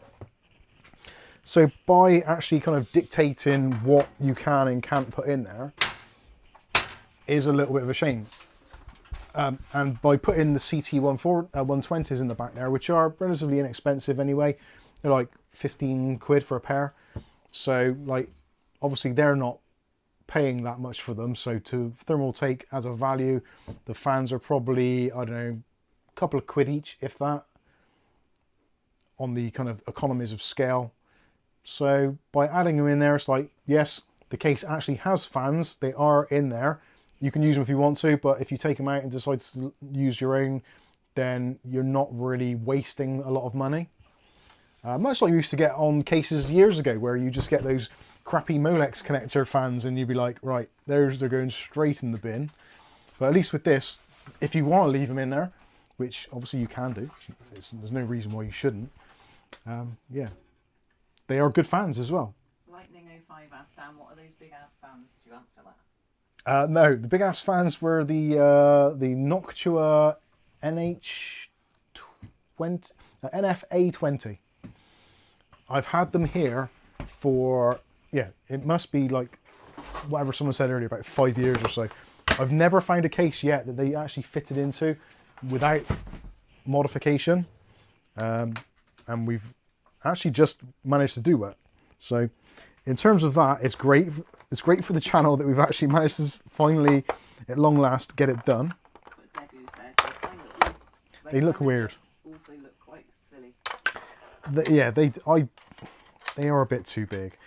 If they were RGB, it'd be like, okay, I can understand. Yeah, it's making a statement. But if it's not an RGB fan, then just purely being that size is a little bit pointless. I did used to like the ones that come with Antec cases, the Antec P1. Christ, why can I not remember the name of that Antec case? The 900, Antec 900. Wow, can't believe I couldn't remember that. That's so many of them. Yeah, the Antec 900 was a really, really nice case, and that came with a 200mm big boy fan in the top, but it wasn't PWM, it was on a Molex, so you had to have a little speed controller on it, 3 position, like low, medium and high, but it worked fine. It actually kept PCs cool, and that was back in the day when I would have been rocking my FX 6300, or maybe my FX 8150 possibly. Yeah, and I probably had hair back then a little bit. No, probably didn't actually. It's two times 200mm fans fit. Why would you not fit them? And then Dutch Jan says 120 and 140 fans will look stupid. I honestly don't think they will. I think 120s are going to look fine. Susan Robbins, I like the power supply on the top. Yeah, the power supply's in a... Well, the power supply actually goes in behind the motherboard bracket. So the power supply doesn't really go into the top as such, but it's kind of midway there. Jippy Slaps Back says Silverstone has 160mm that run at 1600 RPM. That's £70 piece on the Jesus, yeah. That's the trouble with like any non-standard size fans. They always end up being like ridiculously expensive, or if they're not ridiculously expensive, they're like prohibitively expensive. So it makes no real sense to buy them. John David Sutherland, are there any cases except the Cooler Master NR200P that come with PSU and AIO? I think that is the only one. In terms of like a mainstream case anyway. There probably is others, but yeah, as a mainstream kind of enthusiast grade case, I think the NR200P and the NR200 Max possibly, or whatever the name of it is, that one as well. Oh, Bob. Oh, hang on, I can't see now. I have to look through. Oh. Hello, free speech is dead. 120s will look like pimples on a pig's arse, Mike. Use 200s. Right, I'm gonna prove it now. They won't. I will do a mock-up so we can have a look.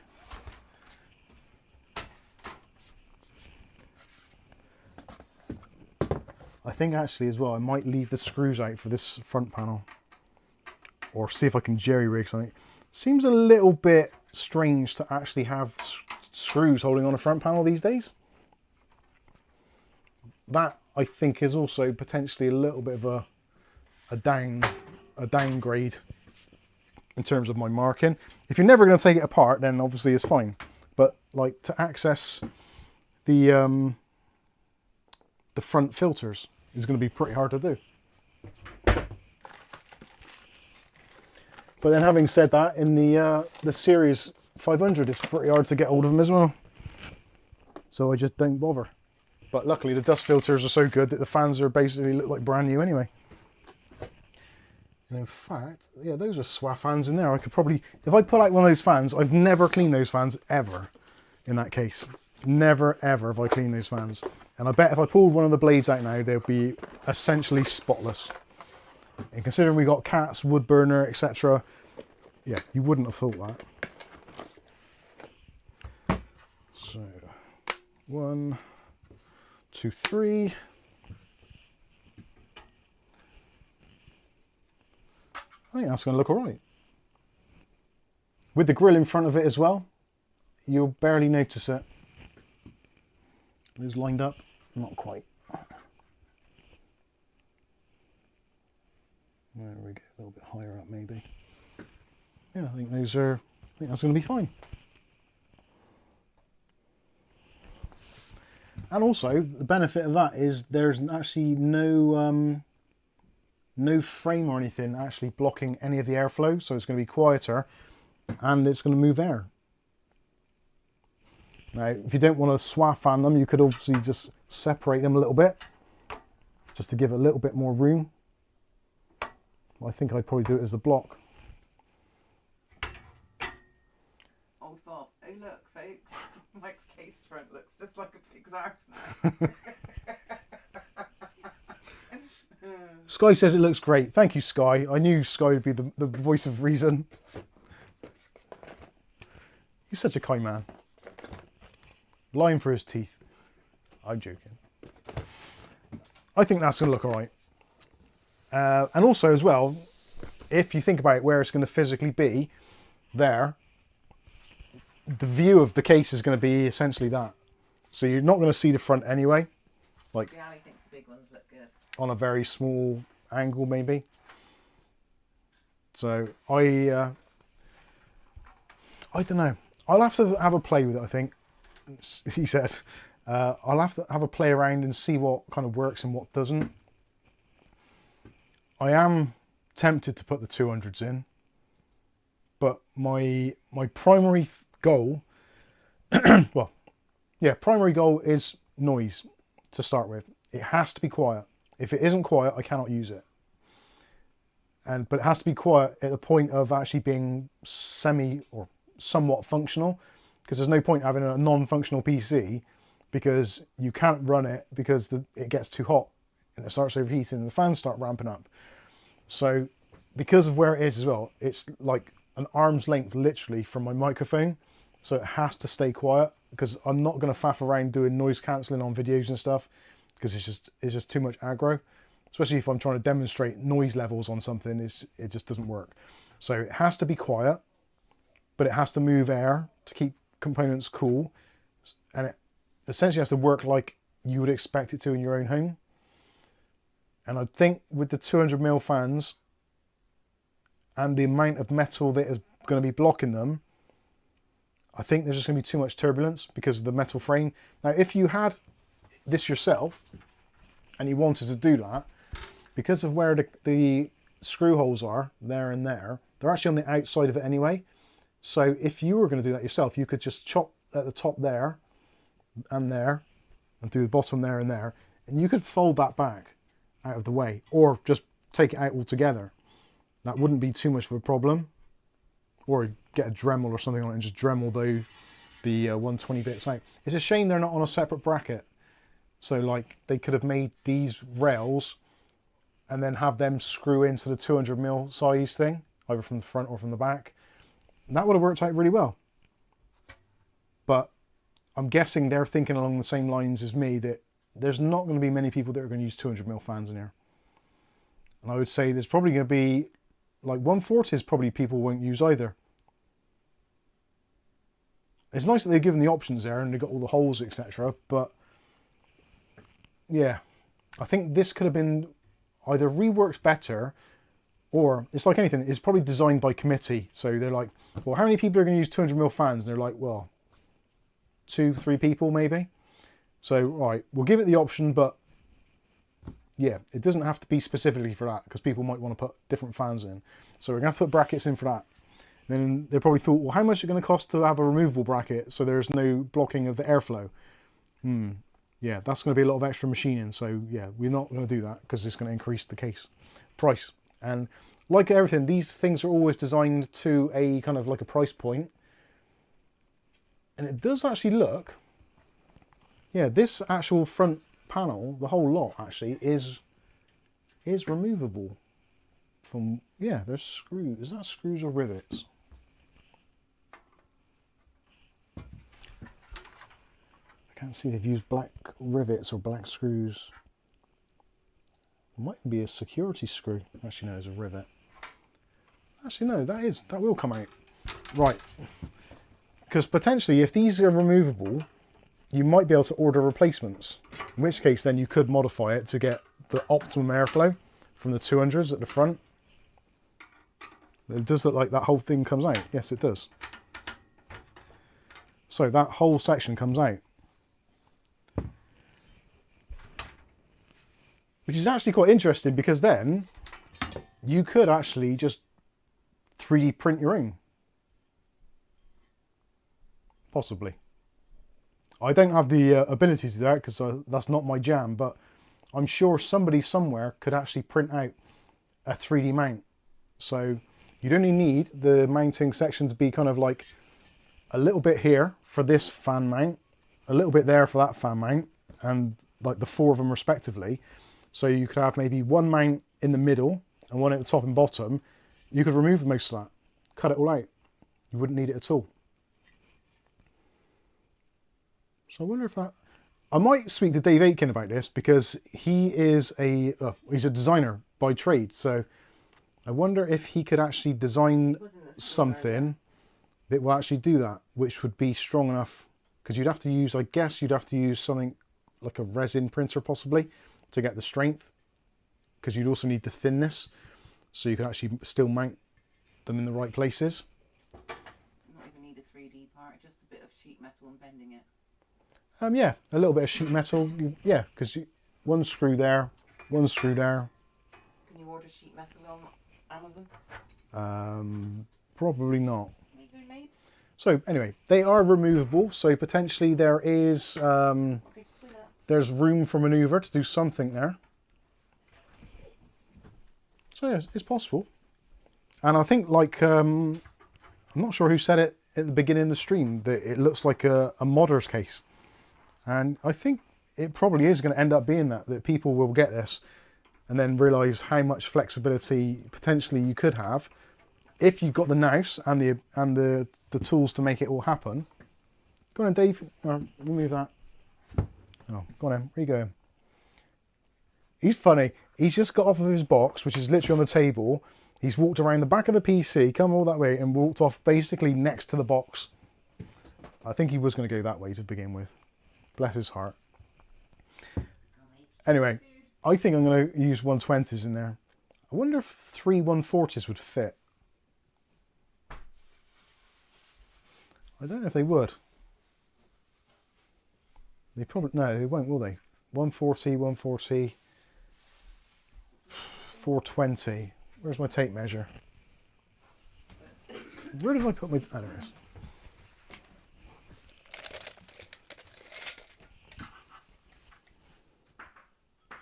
Ooh. That's really close. I think you could put 3 140s in there, but the top one would end up being like up inside of there, so you might have to Dremel some stuff out of there. Oof, that would be extremely close. I think it's that rivet there and a clip there which would stop it. What is that? Before I break it. Yeah. Dave will figure it out. He's a clever lad. If he doesn't figure it out, you can just keep on figuring it out until he does. I'm joking. Where did I put the panel? Have I lost my mind? As well as the panel. I put it down here somewhere. Oh no, I didn't put it there. That is one of the downsides of having black PC parts. They're hard to find in dark places. So yeah, there are screws which hold that in place, but I guess you could just leave it off. It does. It's held in pretty well, but I will put the screws back in anyway. What I might do actually, when I do the review, because I'm going to end up putting my system in it anyway, I can do kind of extended thermal testing, because I'll have the time to do it. So maybe I will do it with the different types of fans in there, just to see thermally and acoustically what differences it actually makes. It may make very little difference at all. It may make a lot of difference, but that is something we can certainly investigate a little bit.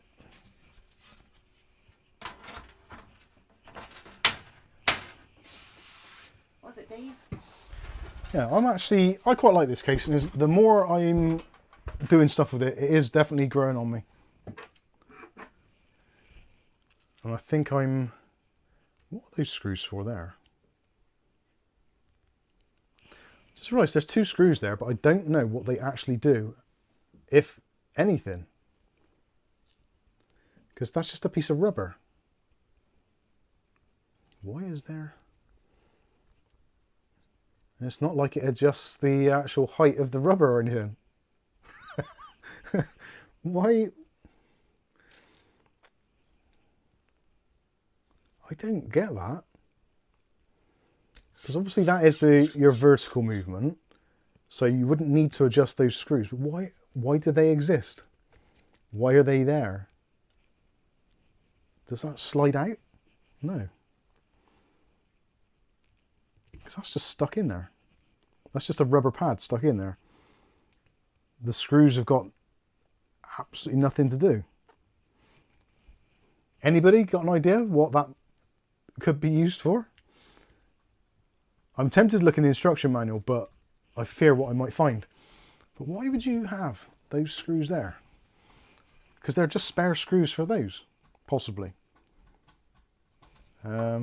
Maybe some sort of... They are there because some GPUs have the screw holes for mounting.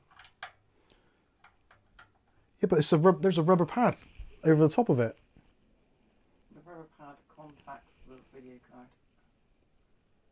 But the screw, if anything, would adjust the pad height. But then you got that to adjust the pad height. Reserve. Unless, I wonder if they've made it so that potentially you could do it that way round. So if you've got a graphics card where it physically won't fit in that way, I wonder if that still travels in the same direction. But there's no rubber on that then. But yeah, that would make it a smaller protrusion for your graphics card. So I don't. Yeah, maybe it's for that reason. I don't know. But yeah, it just seems like a bit of an odd thing. Oh, I've put it upside down now. I'm gonna have to look in the manual now because there's no way that they put those screws in there just for the fun of it. Unless it is an alternative mounting method. I am intrigued. Luckily, unlike a lot of manufacturers these days, Thermaltake do actually include a user manual, which is quite handy. So let's see, where is GPU bracket? So it doesn't show, well, it shows the bracket there, 2 screws, yeah. GPU, VGA card installations, have a look. So 2 screws.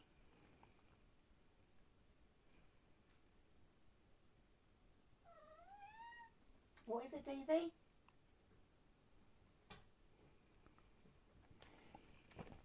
Right, yeah, they're just showing it going in, oh yeah, the other way. So you've got the rubber pad there. So if you've got like a wide graphics card, you can do it that way. Or alternatively, you turn it around that way. Then you've still got the rubber pads there, and you've got a bit of adjustment there. So yeah, that is what it is for. It is literally just an alternative mounting method, which again is really probably not that necessary, but it's little things like that, attention to detail, which do make a difference. And no doubt there's somebody out there somewhere who's probably got an edge case scenario graphics card where they were struggling, and they would be very grateful to see something like this. At the end of, what was it, 3 hours? Yeah. To maybe get that. Yeah. Just saying.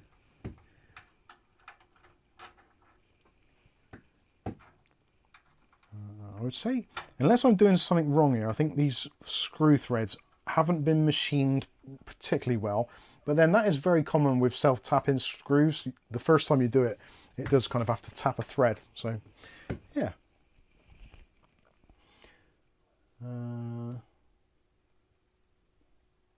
Last man standing. How you doing, last man standing? Good to see you.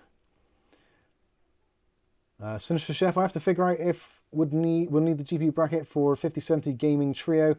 Issue will be the fans I have in the bottom of the case. 57 Gaming X Trio. Yeah, that's a great card. That's basically what that is there, but the slim version.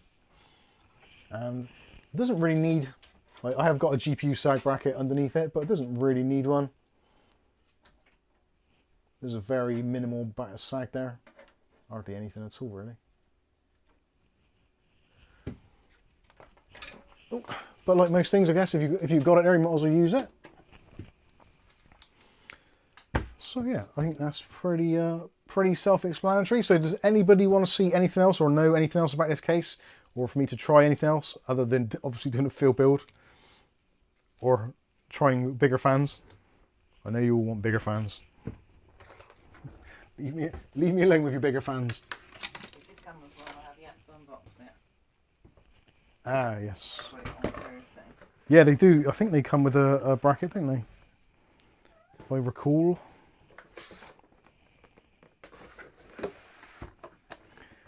Good old Swafans. I haven't used those in a long time, actually. No way to test the screen, I am very interested. I will do what I can. I think I can plug it into my system, but I don't know how I'm going to be able to get it on camera. So, yeah, we'll test the screen. Let me pack this away a minute, Dutch Jan. and I will test the screen. Question. Yes, Dutch Jan. Read it. Yeah, go on then. Oh, I'll read it, shall I? I am. Dutch Jan. What time is it? It's the last comment. Oh, last comment. Question, what is the scrap iron weight? How very dare you? Oh, I've dropped a screw now. Okay. That's even less scrap weight. That's very hurtful. However funny, very hurtful. Like most things in life, especially when it comes to cases, people's views are often differing between cases. Like there's some people like the height cases. I really don't like height cases. I think they're borderline ugly, but there's a lot of people that absolutely love them.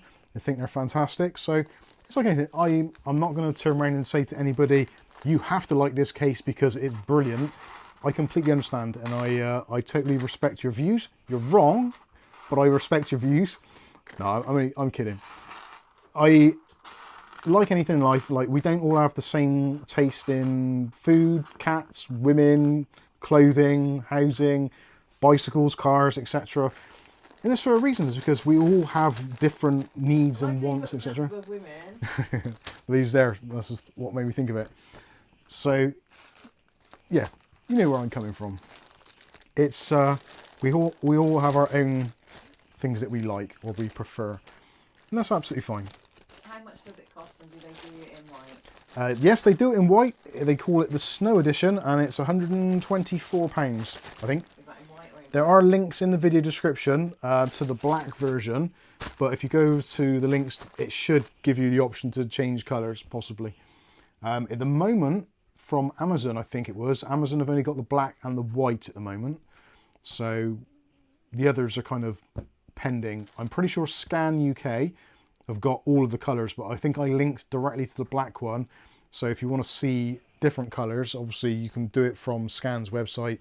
Just follow the link and then go back a level, and you can just type in View 390 and it should come up with the various colours available.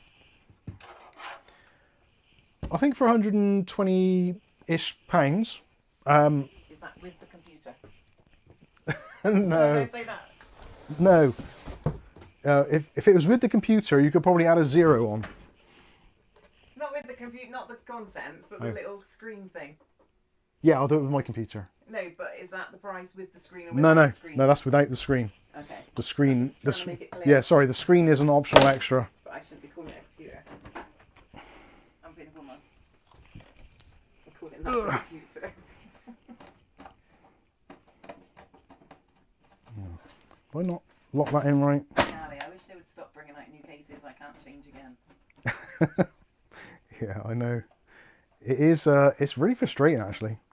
I've got to go around now. And I think actually with this case, I would have, rather than seeing the thumb screws on the back here, I think I'd have actually liked to have seen like a magnetic lock or something. like just magnets all around it. It doesn't work very well there, is it? Why? Because you're going to have to keep moving it to get the side off. Yeah, but it's from the back anyway. For testing stuff. Yeah, I don't. Oh, what, that back you mean? No, that front bit. Yeah, that's all right. I can still get access to that because it'll be kind of there, won't it? Okay. You can't move it forward because of that bracket on the shelf. I'm just thinking. Yeah, but it's lower. Comes down to about there, so it's about an inch lower. Okay. So it should just about skirt underneath there. I'm not moving all out. If but it should just about fit really well yeah. from Romsford in your desk. Yeah. Just saying. All right, let's not go there. Yeah, just as a kind of a forewarning, if for some reason it doesn't fit in that intended location, you probably won't see it again. Mark Gaines, Mike, does it support back connect boards? Yes, it does, Mark. Yes, 100%. It supports rear connect motherboards for both micro ATX and also the full-size ATX, which is slightly rare because not always are you guaranteed that it will fit both. A lot of cases on the market, they say they fit rear connect, but they don't actually do both sizes because it structurally weakens a lot of cases. Last man standing, did Mike try 200mm fans in the front? Yes, I did. He wasn't in when you did it. Yeah. Or he didn't speak until after you done it. Yeah, last man standing, yes, we did. We did fit the cup. And they fitted as well, eventually. And I didn't need to... But you don't know fans. I installed the Noctua NFA 20s.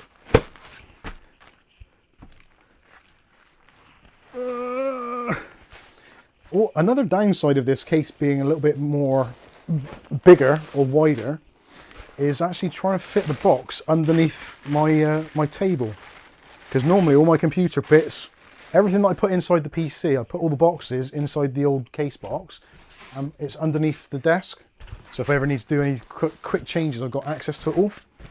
And this box is a little bit on the bigger side, so that might be slightly problematic, but the packaging is excellent. Like, that was one of the easier cases to put away, I think. And Maisie loves it as a bed. Maisie does love it as a bed. I'm going to get some tape on there so you don't get cat shit and cat fur and all kinds of nonsense in there. She has been pretty good considering I had her bed taken away from her. Yeah. Right. Maisie, bed.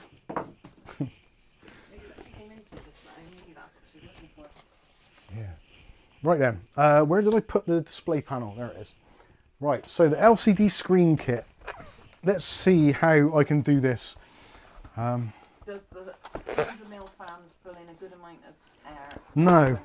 No, they don't. That was my consideration. The Noctua fans only have an RPM of 800 RPM, which isn't a lot, but for a 200mm fan is more normal.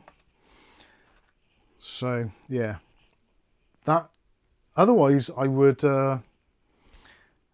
jump at the chance of using those fans because they've been sat here for literally years, and it would be nice to be able to use them. They even had their own insulation on them. They did. They actually had their own insulation from dust that they had accumulated from the house. And let's see if I got a USB header. Can I get a USB? Yes. Come on. Come on, eyesight.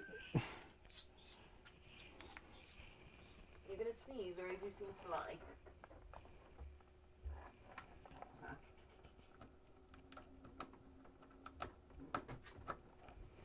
Okay. Right. That has turned on apparently. Last one standing. Sorry, not long on. Been busy all day, so no more questions. You can ask questions. You can ask questions, that's fine, that's what we're here for. Just taking the piss because everyone else Yeah.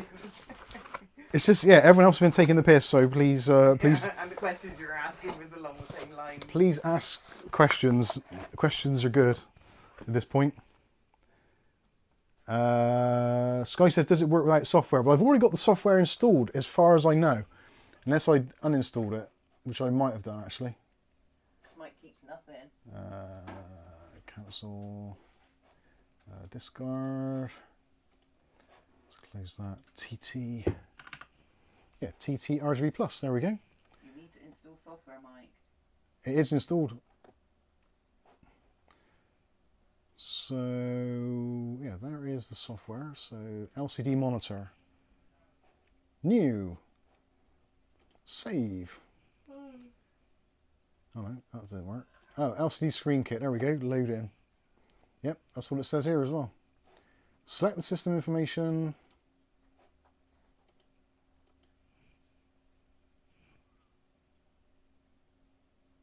Do I need to do something different?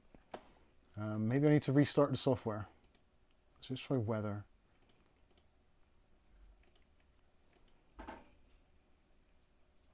It's probably not a good idea that I've... Where is it then? Come on. Right, let's kill the software. Exit.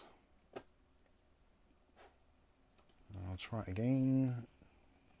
Yeah, right, now it's booting up, doing something. Just the Thermaltake logo, that's what you normally get. It went blank. I'm going to read in the comments. I wonder if I have to reboot the PC. Hopefully not. Turn the clocks back now, Mike. We can have another hour on the stream. Oh yeah.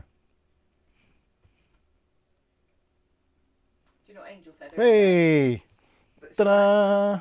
She likes that the clocks are going back because then she gets an hour more on her holiday. And I said, but you've got to leave an hour earlier. Yeah. For all the time, haven't you? Right, so we have... Can they see... Is that visible? Can you see that?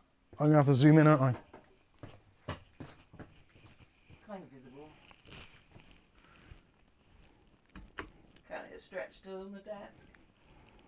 No, it's quite a small cable. Actually, I can move that closer though, that would help, wouldn't it? Is that USB-C one? It's USB-C, but it's a right angle connector, so I can't plug it in to a normal USB and extend it out, unfortunately. So, That one in the is that kitchen's really long. visible yet? Is that close enough? Yeah. Oh, I don't know. You're going all over the shop now.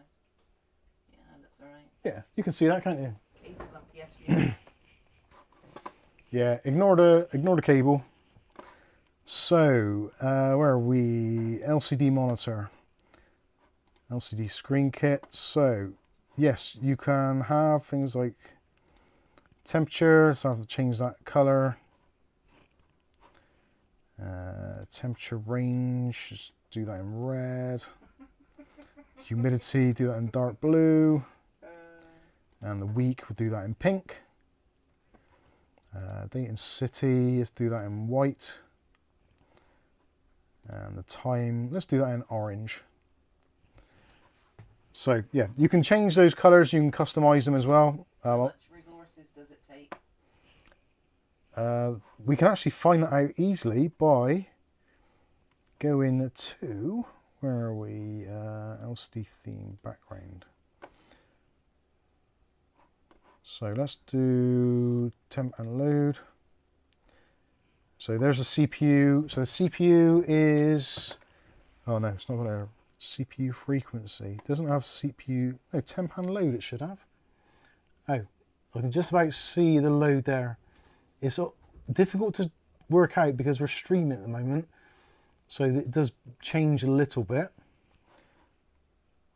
Let's see, can I change that? Maybe I missed it, but is there a spot to mount that in the PC? Yeah, in the top, above the motherboard it goes.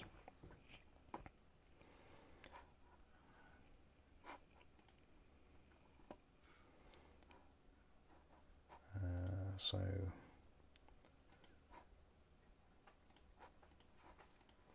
it looks like it's downloading the other things in the background. So let's do that. Read out, well, not read out, read Rasher's joke. He told me not to distract you with them, but they're funny. Hang on. Let that catch up with you.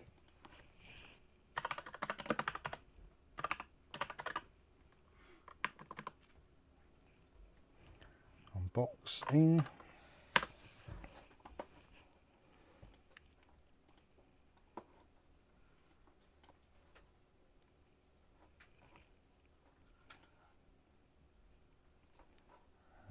Yeah, so you can put your own text on there. I think I do need to restart the computer really. But yeah, you got your clock styles.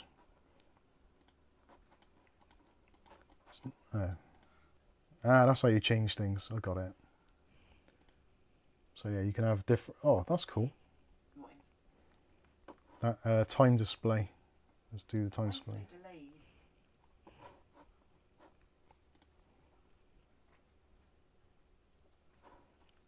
Right, there's something to do with live streaming there. Not sure what that's all about. There's the weirdo backgrounds you can have. What was Rasher's joke? You'll have to go up a bit now. Oh, there it is. Not too far. Like 10:40. Kath, thanks for not distracting Mike with my question. The lead singer of Pulp has released a new album consisting of nothing but rooster noises. Seriously, is there no limit to what Cocker Dude will do?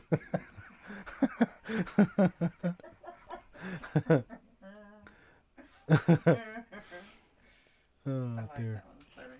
Right, resources. Actually, I can look on my other clock or my other Thermaltake device, which is above, because that runs on the same software. So you can just make see it there. So currently CPU resources are, when it goes round, again, we are streaming at the moment and there's a couple of Windows thingies open, but Chrome tabs, so that always kills off bloody cycles. But I'm going to guess it's going to be around about 10% CPU utilization. Now obviously those CPU utilizations, yeah, 10%, 10, 9, 10.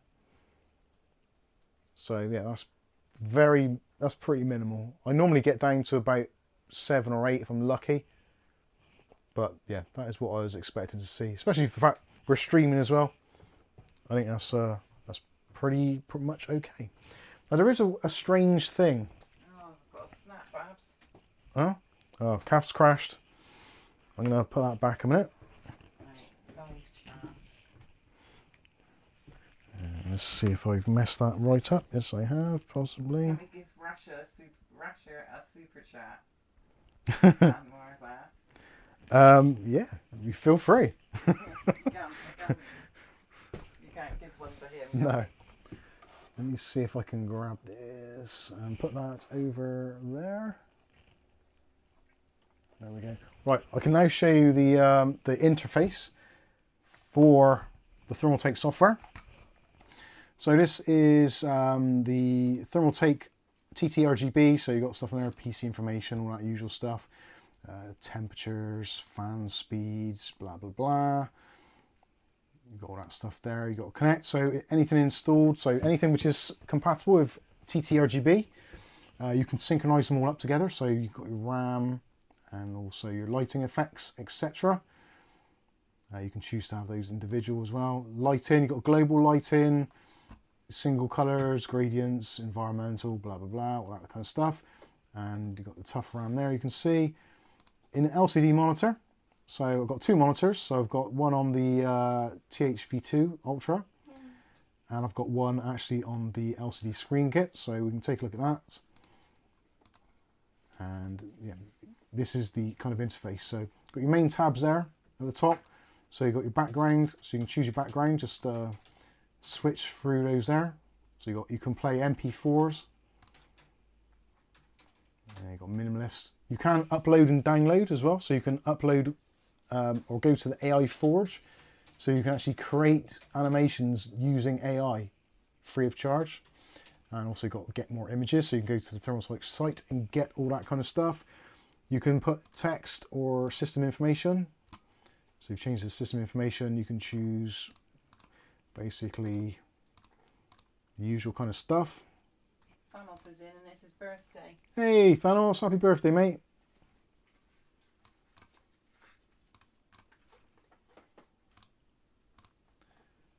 I wonder how many of these you can get. Right, so it looks like you can only have 3 of those at one time on that particular one for system information. Yeah, happy birthday, Thanos. Penbloith Happis, as they say in Wales.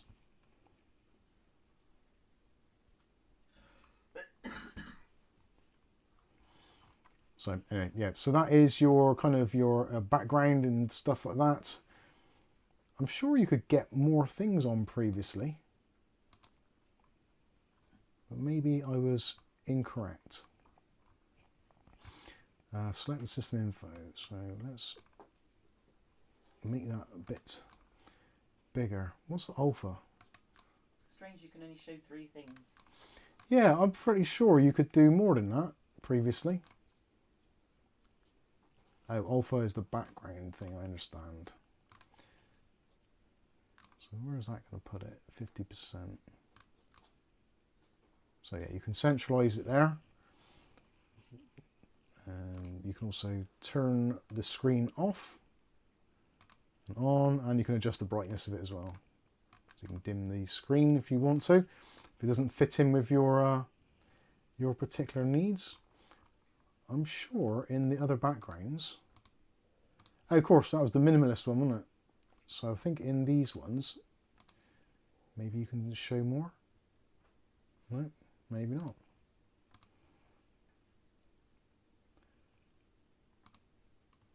I thought we had more stuff in there previously.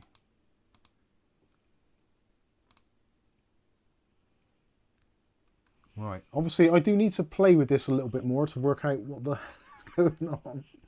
Actually, let's do a reset. Oh, that just resets that, doesn't it? So weather. Yeah, because in weather you've got all those different things you can have. Reset the default colors.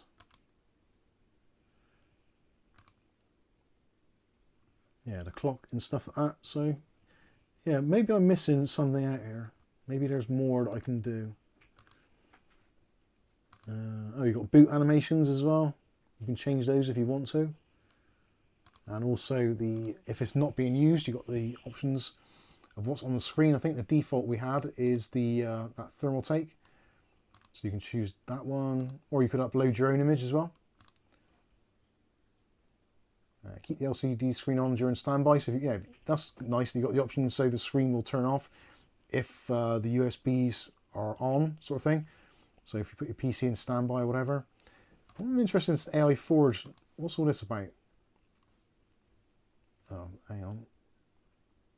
Let's go back to general. Weather, no clock. Skystalker says, try a different type of background. I suspect you have limitations depending on what you select. But I think that's what you did do, isn't it? Enter the API key. What the feck? API key error. I don't know what's going on. Being taken over. To use this function, you need to register and log in to, oh, so you've got, I get it. Right, so you've got to go to OpenAI, log in, create an account, or if you haven't got one already, and then you can copy your API key into the application. So, okay, that makes sense. So we won't be showing that at the moment then, because that'll be lots of personal information. Yeah, I'm sure you could have previously more information. Your credit rating isn't high enough to have more than 3. Yeah, that's true. Anyway, so that is the kind of the general idea of it. Let's have a look and get more images. That'll be on Thermaltake's website. So at least we could show that.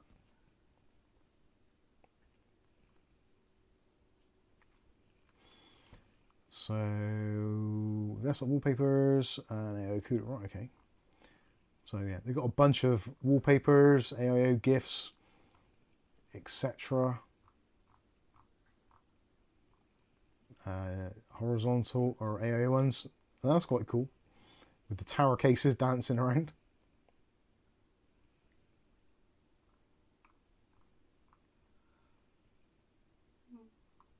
Oh, Christmas coming soon. I'll have that one. So yeah, you can download stuff from there should you find anything on there that you like, or of course you can just upload your own image, create your own image or your own MP4s or MPEGs. I wonder if there's a limitation on the size of the MPEGs. I haven't read up on it very much, so I don't know. But yes, mostly anime. This guy says about changing the background. So, can we background? I think that's just going to customize that bit there. Change that. Yeah, that's just going to change that. So, yeah, we can't do anything there. Let's see, upload. Yeah, so I could upload images from my computer, but I'm not going to show that at the moment. I'm not sure what this is, live streaming. What is that? Using others. Yeah, okay, whatever. So, window. Select the window to be displayed on the Stream Deck. I don't understand what's going on. That's why Stanley doesn't understand anime. I don't either.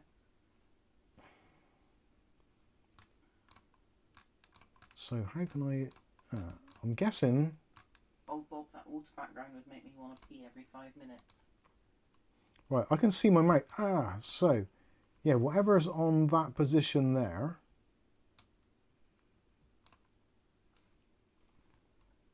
I get it.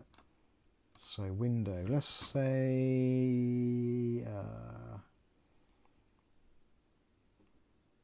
let's just try OBS.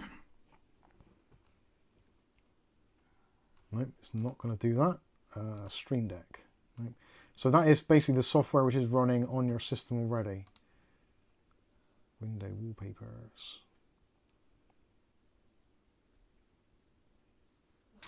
Right, yeah, so basically whatever's in your Chrome, you could get it to go to a certain part in there. So if there's a part in the stream where to show the subscriber count or something, you could do that.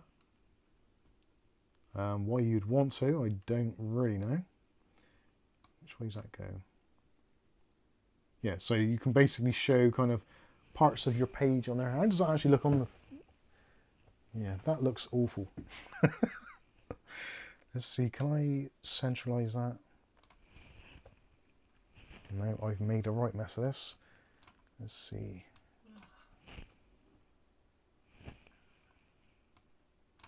Right, yeah, I have no idea what's going on here at all. So I'm just going to go back to the weather. Can't go too far wrong with the weather, he says. Blue, there we go. Right, okay. Apply and return. So clearly I need some practice in time with this software because I have not really got a clue what is going on. But like all things, we will learn. And I think even actually, if that was on there, that would look quite nice. You could probably just get it to stand up inside a PC anyway.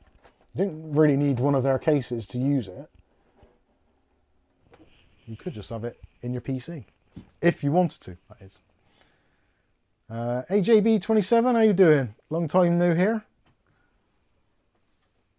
Sky says, thanks for the demo. Mike, that was very helpful. I don't think it was, but thank you for being so kind. I do need to learn the software a little bit. There's so many types of software on the market, it's ridiculous. All gets rather confusing. But yeah, that is the 6-inch LCD kit. There is also, for those that want to go a little bit further, there's also a 6-inch LCD panel kit for the View 600 TG, which we may or may not also have here. Which Maisie may also be using as a bed. So just to give you an idea of this is also a 6-inch screen, but you'll notice the box is dramatically different sized. And why would that be? Because the LCD screen is a very different size. Well, it's kind of not, but the panel that it's on is. So that works more like it used to with the Series 500. So in the View 600, it's a panel which goes on in its entirety, but essentially does the same sort of thing. And I guess in that has a has an angled USB connector as well. That's actually a bit of a shame, the angled USB connector, to be honest with you. I would have preferred that to not been a thing. But you can't have it all, as a wise person once said, and that bit is unnecessary. I don't know, it was a singer in the 80s. Oh no, that was I Can't Get Enough, wasn't it? Close. Freddie Mercury. Freddie Mercury. I want it all. He wanted it all, he couldn't have it all. He probably had it all, and then that's what got him in the place he was in.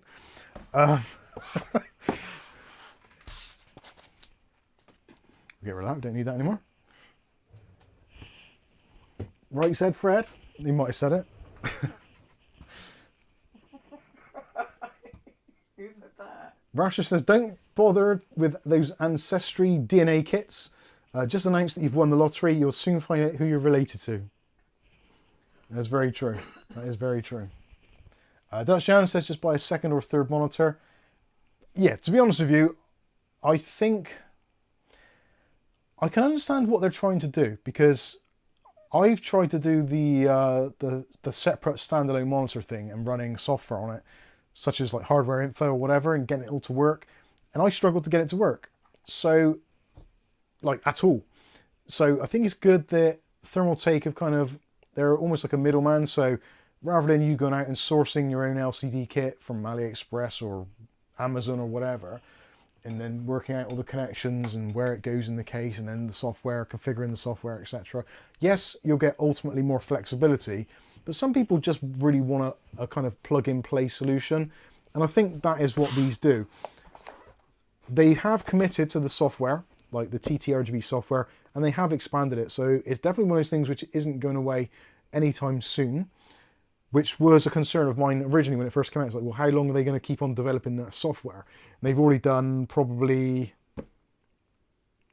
best part of 3 years when it was running on TTRGB 2.0. They've recently upgraded to RGB 3.0, so that's a bit of a leap as well. But yeah, it's nice to see that they're doing something a little bit different. The PC market, I think most of you will probably agree with me, the PC market has become somewhat stagnant and a little bit, I argue, a little bit boring.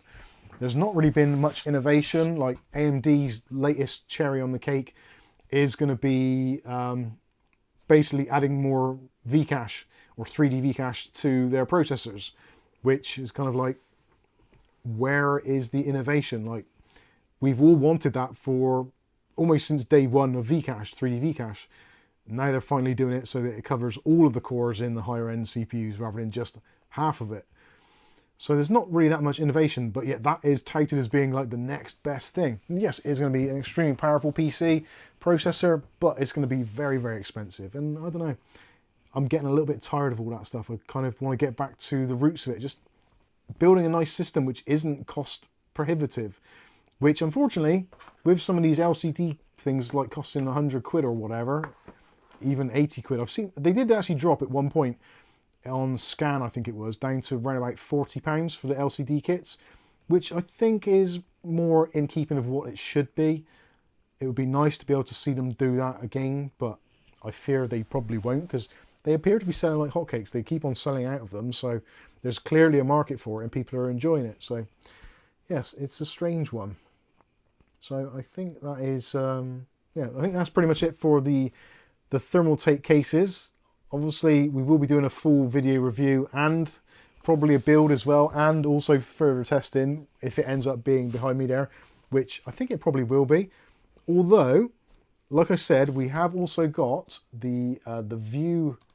Which camera am I on? That one. We have got the View 290. Sorry, no, the View 600. So let's give you a quick look at that, so you can see what is going to be coming up very soon. Where are we? I can't even find... Oh, chassis. Why don't we call it cases like normal people? Oh, because I'm on the American site, that's why. I'll call it a chassis. Cube, Mini M Micro, accessories. A router. It's a router. Middle tower chassis. Actually, no. It's a full tower chassis. The 600 is massive. There we go. Let's get up on the screen so you can see. So there is the View 600 TG Snow full tower chassis. That is what we've also got to look forward to coming up on the channel. And yeah, that is a big boy. So got the option for 420mm rads in the top and also in the side. It's just a big case.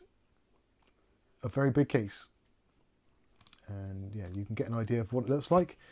So yeah, there is a representation. Lots of pass-throughs, lots of holes, lots of gaps, lots of cooling. 4 tempered glass side panels. So one on the back, one on the side, sort of front, one on the half side front and the main one. So 4 tempered glass panels. And a more traditional layout in terms of its kind of power supply basement, all that kind of stuff. And almost, I would say, a spiritual successor to the Series 500, but with the addition of the kind of the sideways mounted AIO.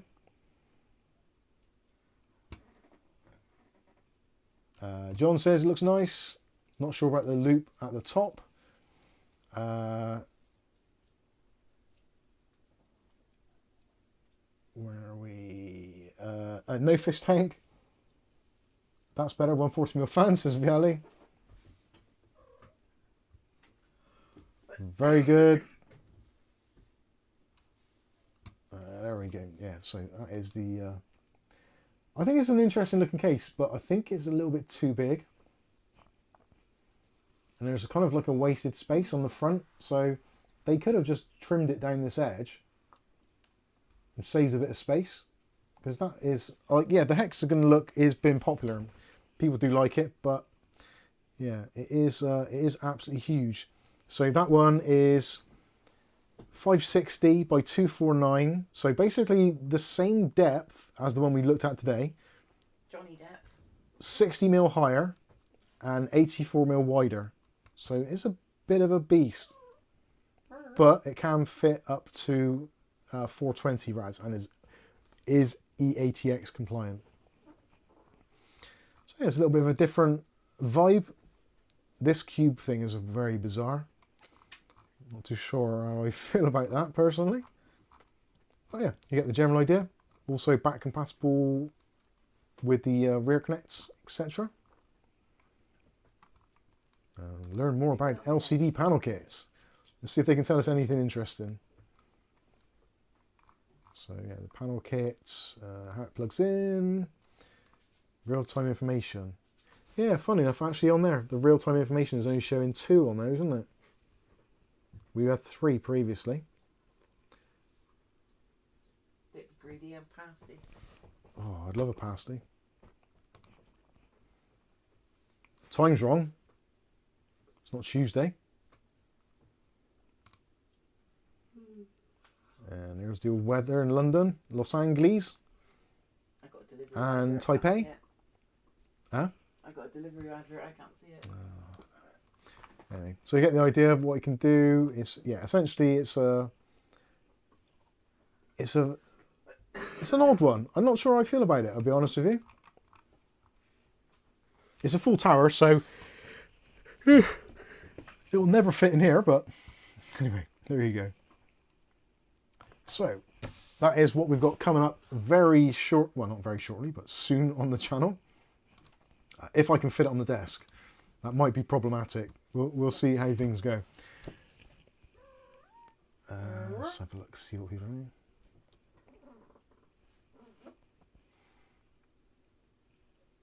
Past their bedtimes. Rasher says, money cannot buy happiness, but it is much more comfortable to cry in a Mercedes than a bicycle. That's fair. That's really fair. Although you got achy balls in a Mercedes. Yeah, Mercedes ruined my balls. Bearables, they were. Unbearables.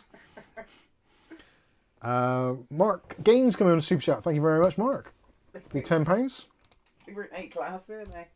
Mark's asking, Mike, what are your thoughts on Microsoft Game Pass price increases? Wow, that is that's a tough one. I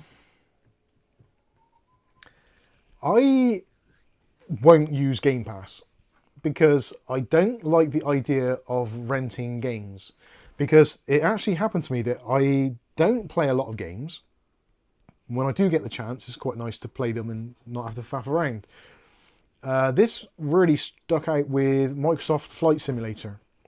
I had it on disc, but the disc obviously didn't have disk drives, etc. So that was a bit of a mistake. I thought it would not need it, etc. But anyway, so I got Game Pass so I could use it, and I thought it'd be alright because I'll benchmark other games. And I literally installed about 3 or 4 games, and I got bored of it. I uninstalled it all and very rarely used it. So I cancelled the service.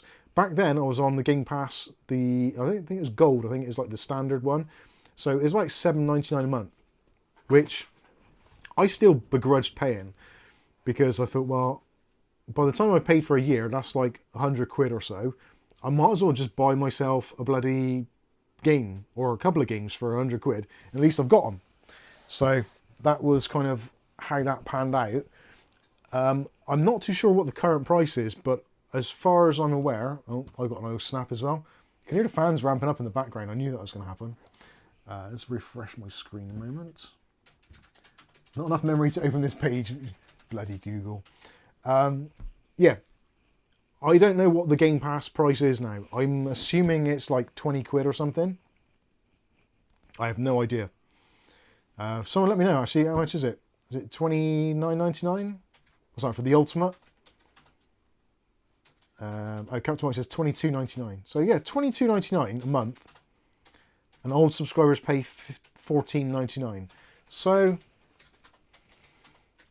I think it's, if you use the games, if you're someone who plays a lot of games and you play them all the way through and then you play another game and you play it all the way through, then probably it's going to be beneficial. But you think 15 quid a month over a year, that's 180 quid. Quick maths there, roughly, just under 180 quid. So how many games are you going to buy in a year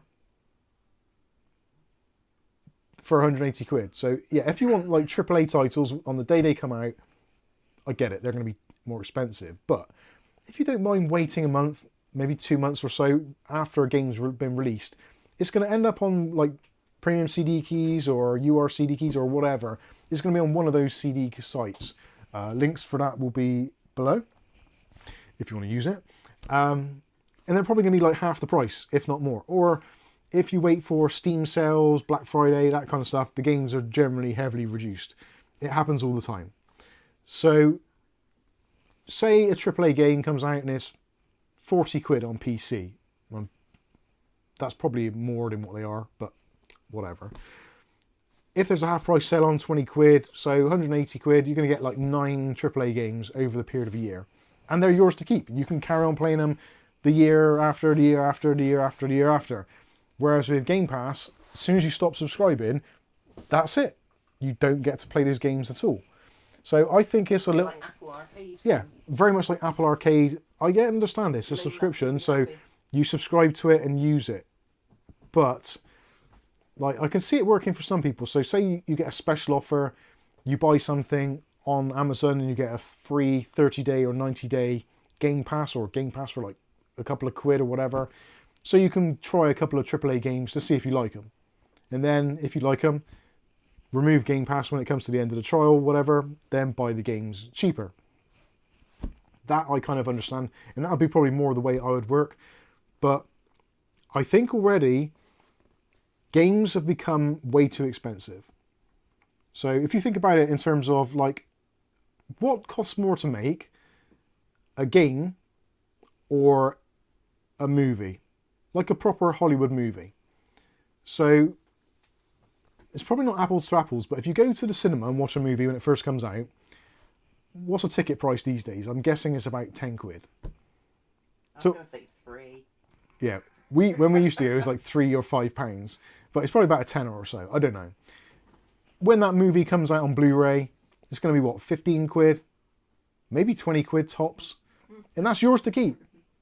You can watch that damn movie time after time after what? However you say it, £40 for a AAA game. You haven't bought a game in a while. No, I haven't.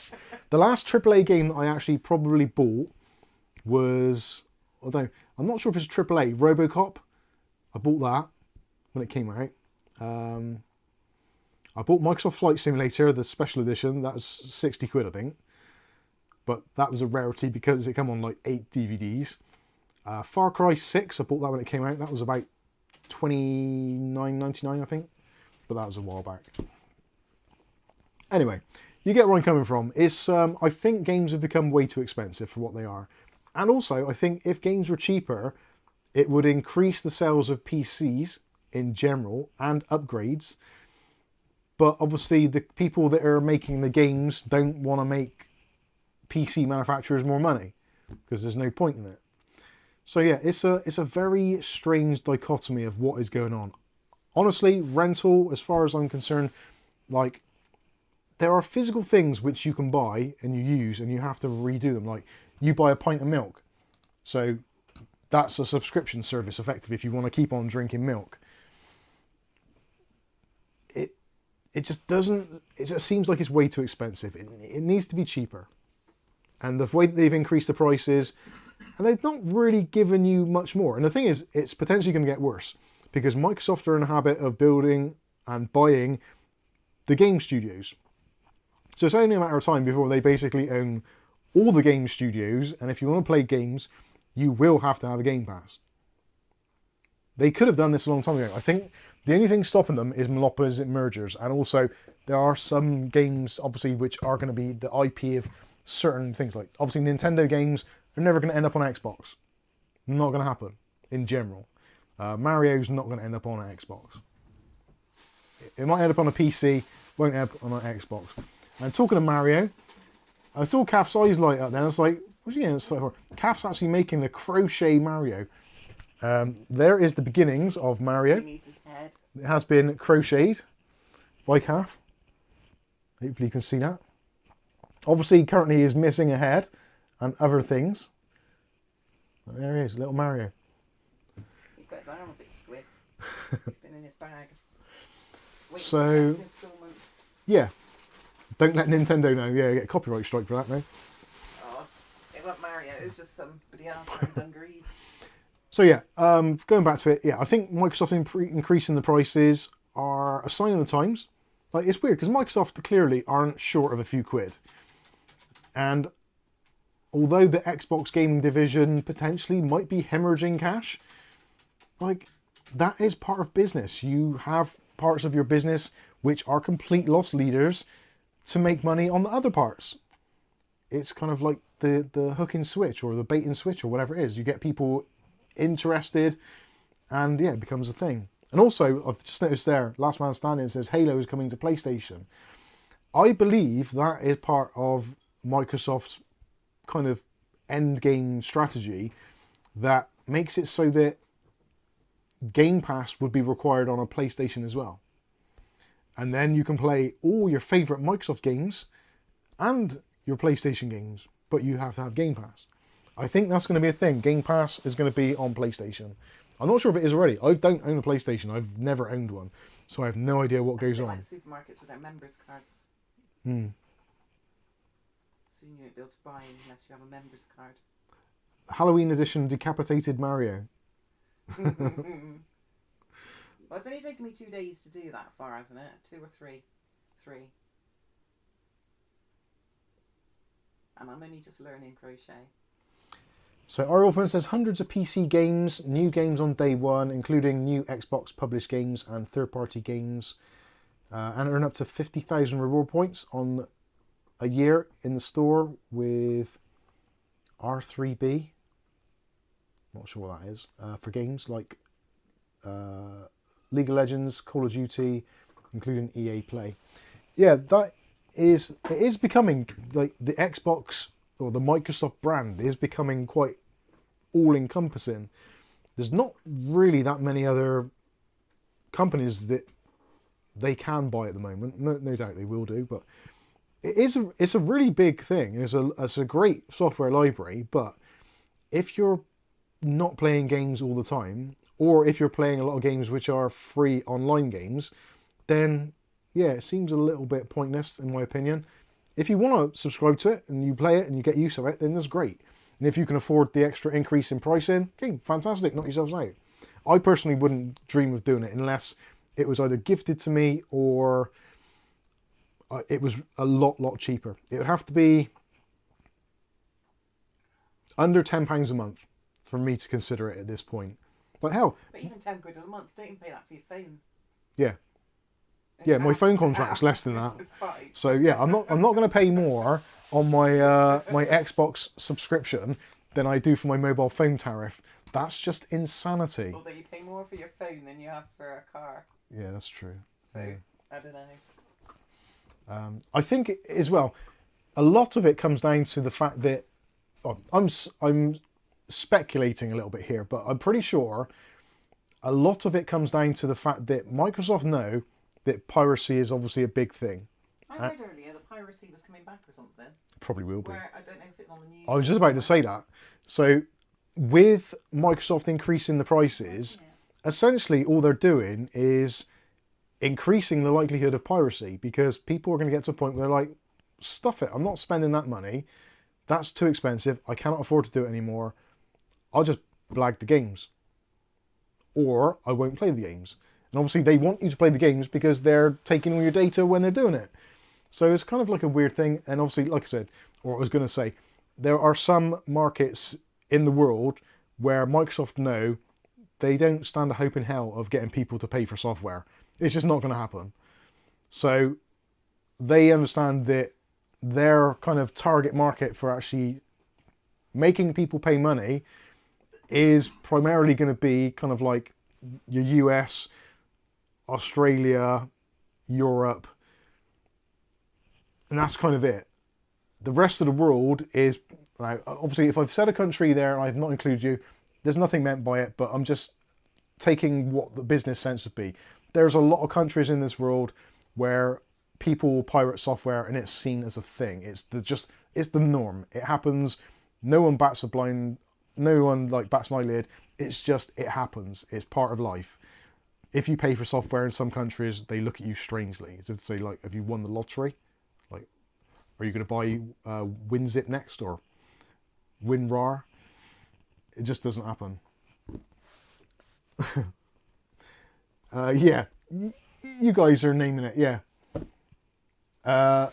Skystorm, I would say when Canada is included, I would include Canada as America, wrongly, but you're kind of connected. You're part of the same landmass. But yeah, you know what I'm saying. So it's a thing. Obviously, yeah, they charge people more in certain areas than less in others because they know that it's piracy. It's like Windows. If you buy a genuine Windows in the UK or Australia, Canada, European countries, etc., you pay basically retail price if you go to a retail store or to the Microsoft store. If you go to other countries around the world which are known for piracy, they deliberately sell it for around about $5 to $10 because they would rather make a little bit of money than none at all in certain regions. But it's like, so why are we subsidizing? Like, are we subsidizing it by paying full price, or is Microsoft subsidizing it by paying less? Clearly, they're not subsidizing it because they're not idiots and they're not one of the richest companies on the planet for no reason. So yeah, it just seems to me like you should, in theory, have a universal price. I know you can't because different markets, etc., and it would be a very hard thing to do. But why should we all pay different prices? Like, surely in this global community, there should be global pricing rather than, well, you pay more taxes, so you can have that. You're a slightly underdeveloped country, so you can have some cheap licenses. It shouldn't work like that, but it kind of does. It's a political thing, and obviously sometimes it's where they're trying to level up a country. Whatever. But does leveling up one country mean leveling down another? Political. I don't know. Dutch Jan says, good night, everyone. Dog wants out. Yeah, I didn't realise the time, actually. I should be heading off myself. Do you want to do the List of names for people that... I've asked a few in the stream, but just... Kath's asked some of you already, but if you still haven't sent your details, please could you? So, George Grigg, Andrea Pedrigo, I Caviar John Turley, Raj D, Richard DeFries, Joseph84, Inky1919, Phil Stodd, Gamer World YT, Hayden Bent, Mookie MC, Michael Ellingham, and Dukemans. You're all on the list. The naughty list. That's not the naughty list. So there you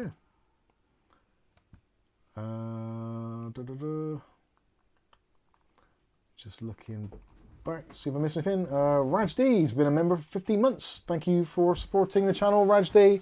Thank you all for supporting the channel, however you do it, whether it's from watching the videos, sharing the videos, liking the videos, commenting on the videos, all that kind of stuff. Old Bob says, am I on the list? Yeah, the dodgy old geezers that you should stay away from. Don't let your kids near. Oh, I can say that. he's not on the list. He's is cool. No, Bob's not on the list at the moment. Not on the naughty list. he? It's not the naughty list. Give it time. Mark Berry says, Mike, thanks Mike, Kath and the Cats. Have a good weekend. Back on the spanners. Oh dear. Well, do be looking after yourself. Don't damage anything. There you go. Anyway, yeah, I think we should wrap things up. I've got to get to work tomorrow morning, although I've got an extra hour in bed. So But you got to work an hour later. I've got to work an hour later, so yeah, that sucks. Anyway, thank you all for joining us. Hopefully you've had a good evening. If you have, smash that like button. If you haven't already, smash subscribe, share the video. That always helps. And we'll do the same thing again next week. And potentially, I don't know what we'll do next week. We'll think about it. We might do the other case. We'll see how things go. It's a funny old world we live in. Who knows? Thank you, John David Sullivan. Says, thanks, guys. Extra hour in bed, yeah. Awesome stuff. Right. Have a great weekend. We'll see you in the next stream. I've been Mike. This is Mike's Unboxing Reviews and How To. And hopefully we'll catch you in the very next video. Have a fantastic weekend. And we'll see you next week. Thanks for watching. Bye. I don't know if I programmed that. Yeah, it's a